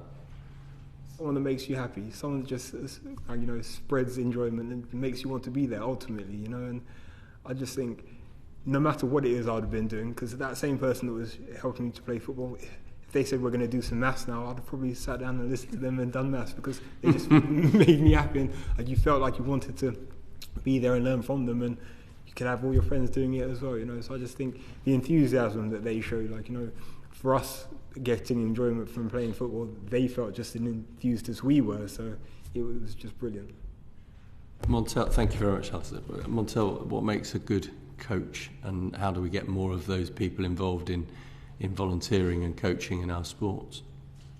I always say pure love, because I think just prioritising, we talk in its coaching sense, athlete-centred, child-centred, which means they are the priority of the joy that they're experiencing, not, for example, the coach's journey. Because I've been saying to coaches that if you stopped, to athletes, if you stop today, the coach is still going to coach someone else tomorrow, and it's very much everyone's individual journey. Like your life, how you experience it from a lifelong point of view is very personal to you, and our perceptions towards sport is very personal to us because of those things. I think just genuine due care, like you said, the enthusiasm and the encouragement to do something, to rise, because the person they're dealing with, the young person they're dealing with, it could be confidence, it could be lack of support. We mentioned about my parents or teachers. I wouldn't have been able to do, and many of us, I believe, the same, weren't able to do my sport, and even for the joy of it. Remembering most of my career was just always because I just loved it. If I had that, because I didn't have parents to drive me around, I didn't have friends that could offer that, it was purely supporters, the coach, my teacher at school, who was saying, you know, you can go into this, pushes me into this, and showed an encouragement, because I would never have known or had access to any of those things. And it is the paramount, because one thing I think that we all would say, that we remember those moments, remember those people, even reaching this height in our careers. It's not just about the sport that we're doing. It's the people and the connections that we made, and the people that really helped us. My first coach, I always say, transformed my life, because actually, even when I was with him from 12 till 16, he actually, I say, handed me over to my coach that got me to Olympic Games at 16 years old. And we mentioned about protectiveness, and it's very rare for someone to do that. But to me, that's true altruism. He just wanted me. He said, I think I've got you to as far as I could get you. I was double national sprint champion at 16, and then 6 years later, I was at Olympic Games. And he gave me to my coach to say, look, this is where I think you should be best. And that's just because he genuinely cared and he saw something in me and said, this can change your life and do something amazing. And if that's the forefront, then I think that you can have an impact on any young person or child's life from that point of view, irrespective of how far they go in sport and education. Thank you very much. Yeah, I bet that coach is still talking about you to his friends, I'm sure. It was an absolute dream for a coach to have such talent. Perhaps a question for Ali on the matter of the department and government's efforts, but feel free to chip in for the athletes. Ali, hi. How effective has the Department for Culture, Media, Sport been in convening organisations and other departments to ensure the benefits of sport are being fully leveraged across all government policy? Thanks for that. Yeah. I think it's really hard for the Department for Culture, Media and Sport. This is not me kind of trying to soften this. It's a relatively small department. Yep. And some of the departments that we really need and would be helpful if they were able to understand the value and the contribution that sport and physical activity play can make other bigger departments. So Department for Education, Department for Health for us as the Youth Sport Trust, closely followed by communities, local government, is hugely important to really have a grasp on the evidence base and what can happen. So I don't believe it's for a lack of trying, but all I can say from where I sit is we haven't really seen that commitment to other departments really want to invest in pilot projects or take things that the Department for Culture, Media and Sport have piloted and roll them out into bigger programmes in communities or across education or across health. You know, we're still a really long way off, aren't we? We talked about education, but even in health, we're a very long way off seeing prevention and particularly investing in healthy, happy children as a way to reducing some of the challenges for the NHS later down the line. I think that's really interesting. There has been comment in previous panels about the corporate spending review that's ongoing at the moment with joint bids between departments to the Treasury, not least because money's tight. Presumably you'd support a joint bid of departments as a means to focus the minds on outputs and outcomes for all departmental agendas. It feels to me at the moment we have each department going for their pot of money, and then we expect the joining up to be done kind of halfway through.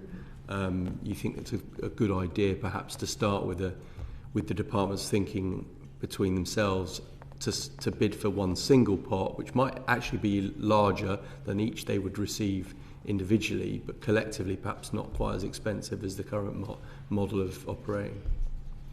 Yes, 100%. So I do think the joining up is left at a local level, and it's one of the things that school games organisers are tasked with trying to do, investment coming down from Department for Health, Department for Education. And sometimes these things conflict, so not only are they siloed, that they bump into each other and make it really difficult to make things work.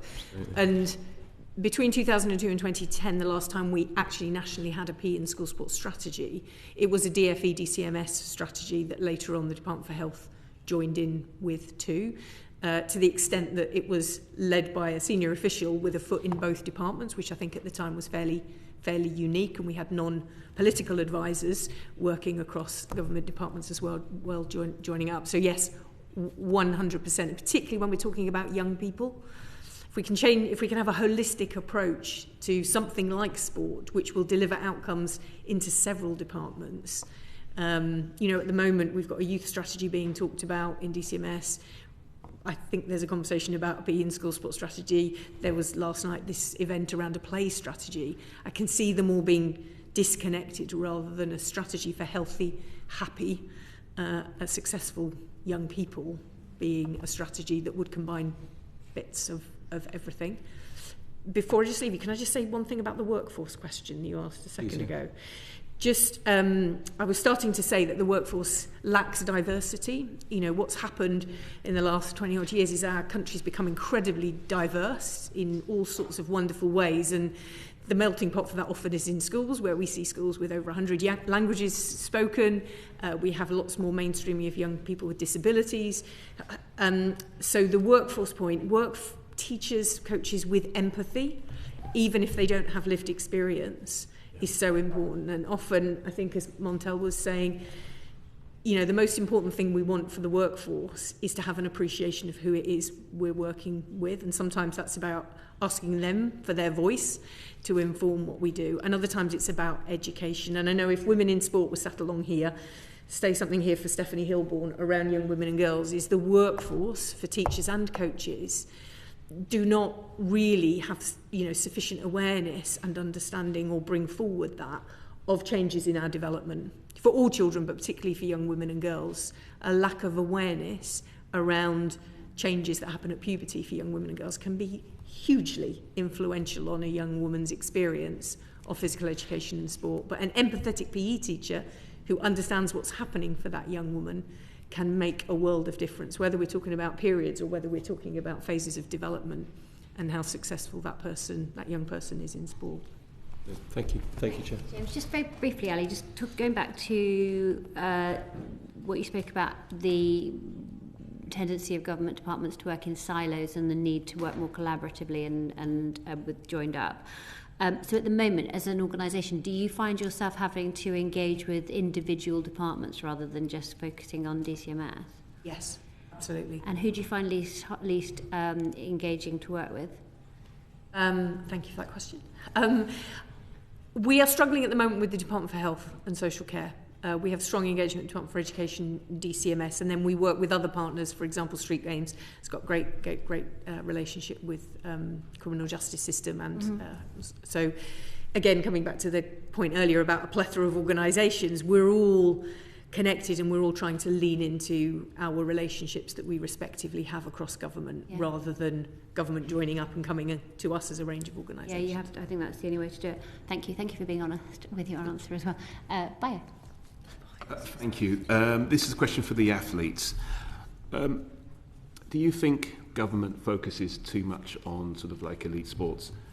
You're all of elite status, but obviously you came through the grassroots system. So what's your sort of take on that? Because obviously there was anecdotal sort of takes on sort of confidence, resilience, networks, all those kind of byproducts, if you like, that came from your journey early on in sort of like your physical activity. So that question really, I suppose, I'll start with yourself, Montell. Thank you. I think so. My initial reaction actually to that was no. That actually, I think there's not necessarily, I think, extreme focus. And then I was continuing to listen to the question, and then I thought actually, I think it has its positives, and it actually goes back to what I mentioned about to James around MP support and what they do, and how we talk about community sport, not necessarily like elite sport, because it very much often starts there. We always start because we're talking about young people and children, so elite can happen at any age. But thinking about championing inspirational role models that people can see and reflect in themselves is not not a generic point of view. We're not looking at just for health and well-being, but it doesn't mean it doesn't necessarily has an impact from that point of view. And what I mean by that is me speaking about my journey in elite sport and how I've gone doesn't necessarily mean that a young person will look and say, well, that's not going to be me because I don't do that. Because if we champion stories and how inspiration comes in different forms, it might just give them the courage to say, well, actually, they've done that, so then maybe they can try. And I think I think it definitely crosses barriers between elitism and just community sport, for example, and how we can use, I think Anna mentioned it before about using role models, is super impactful, which is why we're, been athlete mentors. That's we're not asking, talking to the young people around being stars in their sport, and share with them our experiences around not having those images of ourselves and thinking of ourselves, or in Anna's case, maybe from a younger age, having that in their mindset. But this doesn't mean that they can't be inspired, because for me, for example, as a national record holder, a former national record holder, one of the greatest things that I love for people to recognise is actually my local community in Lewisham and Catford in South London. When that's recognised by the young people there, is much bigger than it is on a national stage, because for them it's a localised. Communities work with local people, they work with the people around them, so they can see it's a bit more achievable, that they can at least move into these spaces even if it seems completely unachievable. They have the confidence to do so, and the shift in attitudes that actually you see people like yourselves, me, like I said, coming from I was in all-boy teams, because I didn't do football because there weren't any football girls teams. I think me as a young person now, to be honest, I'd be working towards being, if I was 10 again, right now, in 2025, probably be working towards being a lioness, because it's hugely impact. Women's football is one of the fastest growing sport. That's happening now, but then it wasn't that case. And had it had been, then would it have been changed my perceptions? Absolutely, it would have. Okay, brilliant. Anna, can I come to you next? Yeah, I mean, I think Montell raises some really good points, and I totally agree with everything you said. But I think it's great to have that elite view if that's what as a child doing sport, that's what you want to do. And we run a lot of swim clinics, and we come across a lot of kids whose dreams are to go to the Olympic Games. And I always think that's incredible to have that kind of dream at that age. But it's also important to make all kids feel like that isn't the only option to have a dream like that, because I certainly didn't. And I think it shouldn't be the priority within school and community sport, kind of plugging that the whole time. And you've got to be quite careful around the language you're using. And obviously, we've all got where we are because we work very hard within our sport, and it is hard work and you have to make sacrifices. But I think sometimes you can hammer a lot into it's really hard, you have to make loads of sacrifices, it's tough, and that kind of language can be quite damaging for a child who might instantly think, okay, that's not me, I can't make it. And I think focusing on building the individual within the sport, focusing on what they want to achieve within that sport, and just individualising what you're offering, instead of assuming that every child within that sport must want to get to this level of achievement, and just focusing on enjoyment and skill development and all those other aspects of sport that are so impactful for every element of life. I think that's the best place to start. And as children grow through different sports and develop, they may find that actually, okay, my dreams are developing now and I want to aim for that elite level, but I don't think that should be the main focus at such a young age. But I also think that it's important not to shy away from the competitive side of sport as well, and I think that has been done a little bit in primary schools. And I remember towards the end of my primary school career, it was like sports day became like a point system, because they were concerned about kids experiencing failure and kind of getting put off with that. And I understand that point of view, but also, what about all the kids that never get to experience success because everyone's too scared of how they're going to react to failure? And I think learning how to deal with success and failure at a young age is really, really important. And so allowing kids opportunity to experience competition, but in a supportive environment, is really, really important. Allowing them to learn those life lessons going forward, but doing it in a way that isn't going to damage their relationship with sport. And further down the line, if it's appropriate, kind of have those conversations around the elite side of sport is important.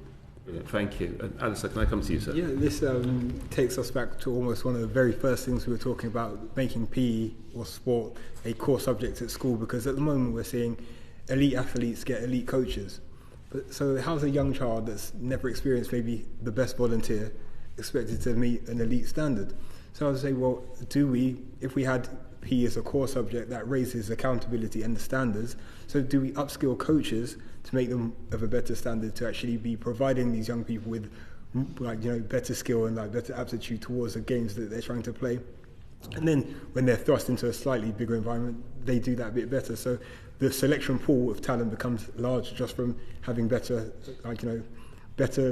coached young people. So there is definitely a big element of focusing on the elite, because even within sport and the various governing bodies, like the elite get X amount of funding to do whatever they want, whereas those that don't bring home so many medals don't get as much funding. So I do think it's a case of we do need to think about, even at grassroots level, how do we better skill our volunteers and our coaches? Because even I'm also an ambassador with the Autistic Football Club, and one of their coaches, he's a 16-year-old, and he just volunteers his time to.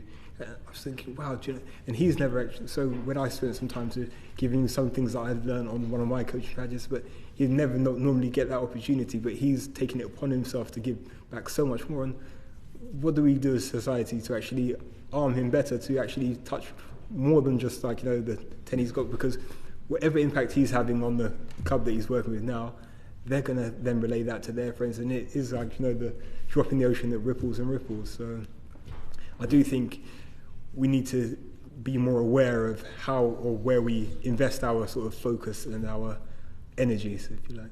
Brilliant, thank you. My last sort of part to this question is, we've got the sort of the National Youth Strategy. How key, how pivotal, how important, if you like, is sort of sports to that sort of strategic intention? Again, to all three of you. I'll go quickly. I think, obviously, preaching to the choir right now. we're huge. You're right. Yeah, we're huge advocates of it, and I'll say primarily because I always bring it back to, I am not, even 30 years ago, I am not necessarily your average child within the school system, heavily academic, even now into my age now. A lover of sport, but very, very aware now, as I've gone older and I work with young people, that it's completely different experiences. Not everyone has that. The same way I felt probably about history and geography at the time is how they feel about doing netball and football. But do we have a right to have similar experiences and have the opportunity to, like Ali was saying at the very beginning, in PE, to excel where they need to, because you do want to see progression, you want to see development.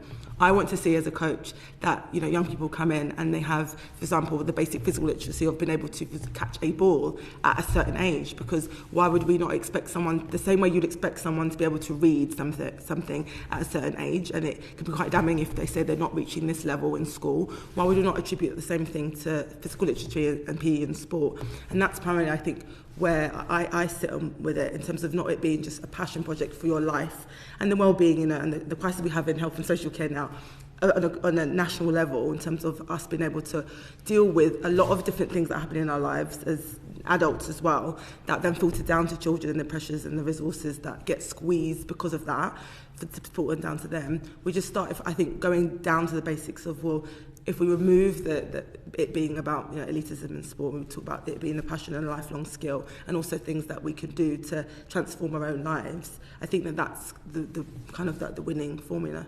Okay, brilliant. So I was going to just jump in and even add to the terminology of that and say sport's got a lot to play in it, but inclusive sport has a lot to play in it, because we talk about being able to catch a ball. Some people physically may not be able to catch a ball, but they can still officiate and take part and be included within that environment. So I think it's very important that we are aware that sport goes beyond just the physicals of kicking, throwing, jumping, but you're actually part of a movement, and it's that sense of belonging that every young person should be exposed to. And I think it's pivotal in society. Thank you. Anna, anything else you'd like to add? I think these guys have really covered everything I would have said. But brilliant. Thank you. Thanks, Bayan. Thank you all so much for your time today. We've been on quite a journey with you, with loads of questions. But as we go on our journey through this subject and start taking more and more evidence and head towards recommendations that we'll be needing to put to the government, can I put you all on the spot very, very quickly? Can you give me a one line what you'd love to see as your key recommendation that you think we should include? I'm going to start with you, Ali, to give everyone else, because they've been asked so many questions in the last few minutes to give them a chance to think. I would want to ask the government to reflect on the state of young people today and childhood, and harness the power of play and sport, and within that I mean physical activity and physical education, I mean the whole gamut, to deliver better outcomes for young people. What that looks like in terms of a strategy, I don't need to describe, but to absolutely think about how do we set more young people on a better path through what can be delivered through play and sport. Interesting. I think I would say to invest in the children today to prevent what could be to come in the future, investing in facilities, investing in those club and community and school links to provide more opportunities for children to experience different sports and transfer into those club environments, so it'll be a lifelong experience of sport that can be passed on for generations and in turn benefit the health of the nation and bring back those societal norms of being physically active and involved in sport. A really strategic approach to it. I think building on with the club and school links, so helping to fund bringing in coaches within specific sports, athletes as inspiration, providing opportunities for schools to take kids to experience elite level competitions to get that inspiration. Very good, thank you. Ali? Yeah, part of me, I don't want to say too much because it feels like it's just more words and then everything can get lost. And I would just, from every conversation that we do have, I'll just think, let's go. Let's go and do it. Let's go. Let's talk more action. Yeah, let's go, because I think the amount of data we've all amassed and the amounts of words that we use, and it could take years to actually filter through, and let's go. Yeah, that should be a recommendation of virtually everything we do. Good one, thank you. Montell, finally with you. Yeah, I'm using more words. I would agree. Prioritise, champion, and I think just offer the chance for healthy, secure PE and sport experiences for all. To really, like Annie said, to harness that lifelong experience for future to come. Lovely. Thank you very much, all of you, for your time today. Thank you. Order.